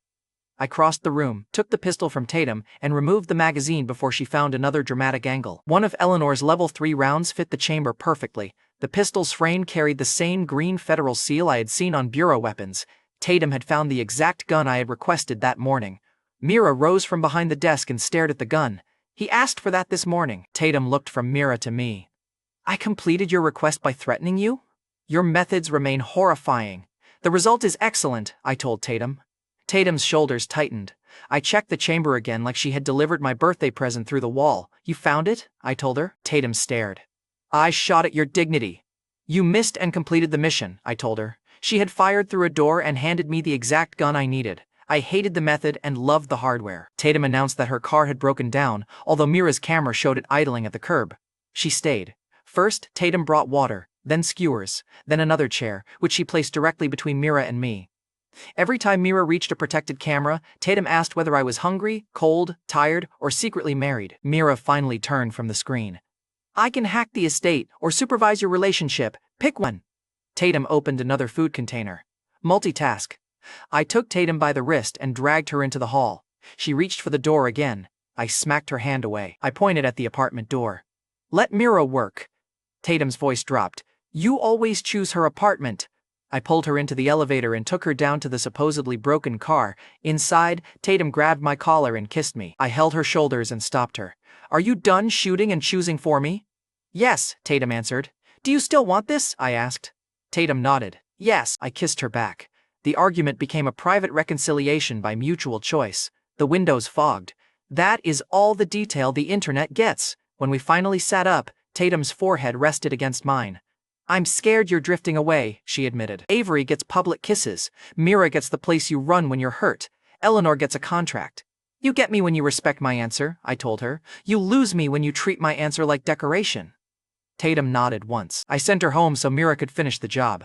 Tatum slapped my shoulder through the open window before driving away. You play hard to get, she called. Fine, give me the whole city as a wedding gift. I looked toward the Winslow estate lights above the district. That may be possible. Tatum drove off smiling. Upstairs, Mira was still working through the estate's systems. Tatum had delivered the gun. Avery had named the 2 people I still had to get past. The next part required me to enter alone. That night in Mira's apartment, she confirmed the Winslow cameras and alarms were compromised. The cameras would loop. The people inside still had eyes, fists, and family pride. I formed the combat mask from my soul sword and loaded one level 3 null round into Tatum's pistol. With the route open, I crossed the Winslow wall through a blind corner on Mira's grid. Mira's voice came through one earbud. East camera loops for 90 seconds. After that, you become expensive footage. I'm always expensive footage. You're wearing a gold mask in a tree. The mask made me look like a final boss. My current body still owed several upgrades. I dropped inside the wall, caught a stone ledge, and held there while 2 guards passed beneath me. One discussed the heir's confinement, the other complained that his mother had doubled the night watch after Serena lost Jillian. My rescue had already changed the estate. Good, now they were nervous. Avery's warning kept me away from the main path. I moved through the east garden, past one dark camera, and reached the guest wing before an alarm icon returned. The estate looked calm because old money families preferred violence with landscaping. A side courtyard gave me the route. Jillian's jacket hung behind a carved bench. Beside it sat one photo strip of her and the Winslow heir laughing into the same camera. In the last frame, he kissed her forehead beside a 4-pane window. The same window stood at the far end of the guest wing. The photo gave me the room. The heir still had to prove what he would choose when money and family got ugly. A porcelain cup trembled on a balcony above me. The Winslow elder, the hidden master Avery had warned me about, stood there with a maid. The guards below avoided her eyes, and her breathing carried more aura control than Serena had shown during our first exchange. The Winslow elder stopped mid-step. "Someone entered the east garden," she told the maid. Mira had blinded the cameras. One thread of my aura had still disturbed her tea. I sealed every meridian, pressed beneath the balcony ledge, and stopped breathing. The elder looked directly toward my hiding place. The cup trembled again. She stepped off the balcony without using the stairs. Aura lowered her the final 12 feet, silent and controlled. She landed in the garden and walked toward me. Mira whispered through the earbud, "Derek, she's outside every camera cone." The cameras were useless now. A guard approached from the walkway. The elder raised one hand, and the guard froze without being touched. I pressed one finger against the stone ledge and sent a sword thread through the grass. It flicked a loose pebble into the far gutter. The elder turned toward the sharp knock for 1 second. "I used it!" The 4-pane window from the photo led me to a locked room at the back of the guest wing. I cut the latch, entered, and closed the door behind me. The Winslow heir stood beside the window. He was a well-dressed young man under house arrest, which was a very expensive way to admit your son had opinions. He saw the mask and reached for the alarm. I caught his wrist. "Where is Jillian?" he demanded. "Did my mother take her again?" His first question was about my sister. "Good start." I removed the mask. "I'm Derek Callahan, Jillian's brother. She's safe." The heir sagged against the wall. He covered his face for one breath, then asked where Serena had hurt her and whether Jillian could walk. I told him the truth. She was beaten. I carried her home. She still insulted me on the way. Relief broke through his fear. "That sounds like her." Then he grabbed my sleeve. "Take me to her." I asked one ugly question first. "Did you use her to embarrass your family?" The heir released me like I had insulted him physically. "My mother locked me here because I refused Avery Henson," he said. "Our parents discussed that marriage without us." The heir pulled a packed bag from beneath the bed. Ordinary clothes and cash filled it. None of the family jewelry had moved. "This was ready before you entered," he told me. "I love Jillian. I'll leave the Winslow name tonight." He opened a drawer filled with Jillian's messages, creased train receipts, 2 handwritten notes, and small gifts worn from handling. He had kept all of it. He pushed the jewelry drawer shut without looking at it. His hands only shook when he asked whether Jillian had eaten since the rescue. That did more for his case than the family fortune. "Look, my sister had found a rich man willing to abandon money, security, and common sense for her. Extremely on brand." I put the mask back on. "You're still too soft for Jillian," the heir answered. "She says that too." "Excellent. He might survive." The heir lifted the bag and moved toward the window. I blocked him. Running would make Jillian a fugitive, expose Peter and Diane, and let the matriarch dismiss their love as rebellion. "Create a disturbance for 30 minutes, I told the heir. "Pull the elder and the guards toward the west wing. I'll speak to your mother." The heir looked toward the door. "She won't listen. Then she can refuse me to my face." He smiled for the first time. "Jillian said you were impossible." She was being affectionate. The heir agreed. He took one of Jillian's hair ties from the desk and looped it around his wrist. "Tell her I didn't fold. I'll tell her you finally became useful." He opened the door and ran in the opposite direction. 5 minutes later, the west wing alarms screamed. Glass shattered. Someone shouted that the heir had escaped his room and reached the roof. Every guard in the corridor turned. I took the private passage toward the matriarch's rooms. A towel-wrapped Winslow relative stepped from a bath suite and caught my sleeve. She saw the mask, looked me over once, and smiled like home security had delivered entertainment. "Who sent you?" she asked. I pulled free. "Bad time." The relative grabbed the edge of my mask. "Let me see the face." Then she kissed me while trying to lift it. I headbutted her. She dropped against the door and stayed there. I adjusted the mask. "Still like it?" No answer. Attraction had folded on impact. I crossed the next courtyard and climbed a tree overlooking the main house. The Winslow elder appeared below with her maid. A guard reported the heir's disturbance. The elder looked once toward the east garden, then followed the maid west. The distraction had worked. 30 minutes had started. When the heir pulled the elder away, I crossed the last courtyard and entered the matriarch's private room. The Winslow matriarch sat beside a low table and kept reading without looking up when I entered. She controlled the estate, her son's marriage, and the family that had paid Serena. She looked up once. "Leave." I closed the door behind me. "I came for your blessing." The matriarch set the page down. "You entered my home wearing a mask. I removed it. My name is Derek Callahan. Your son wants to marry my sister Jillian." Her gaze sharpened at my family name, then cooled again. She left the alarm untouched. No guards entered. Your sister is unsuitable, the matriarch said. I rested one hand on the table. Your son disagrees. She tapped the page once. He is confined because he mistakes rebellion for love. He was ready to leave everything for her, I told her. The matriarch's fingers rested beside her tea. Then he is more foolish than I believed. I kept my voice level. Serena Huxley took Jillian on your family's behalf. I rescued her. I came here because the next fight reaches both households. The matriarch studied me. Serena disobeyed my order. Outside, the West Wing alarm cut off.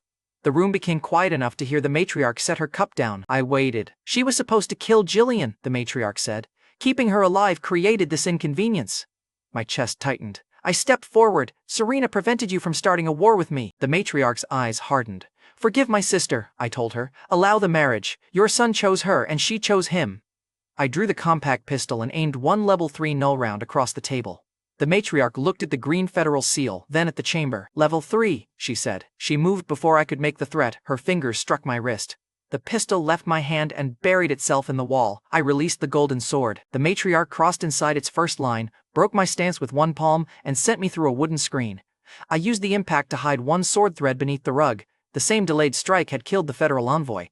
When the matriarch stepped forward, I pulled the thread toward her ankle. She lifted her foot 1 inch.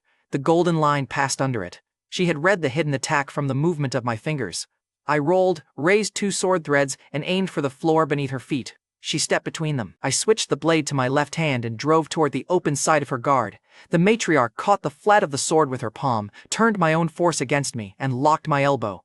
Her next strike hit my shoulder and threw me across the room. The soul sword flickered. My ribs failed to pull a full breath. I had survived Serena with a combat pill. The Winslow matriarch dismantled my best weapon without taking one clean hit. She stopped above me. For an 18-year-old man, the matriarch said, you are unusually impressive. Praise from the woman who ordered my sister killed had no value. I forced one knee beneath me. The gun had failed. The sword had failed. The matriarch looked down at me and said nothing. I reached inside my jacket. I have a Fairfax betrothal contract. The matriarch's hand stopped above her tea. I placed the restored Fairfax document on the broken table. The Fairfax seal faced upward beside my name. The matriarch took the contract herself. She straightened before reading a single line and handled the seal with both hands. She unrolled it once.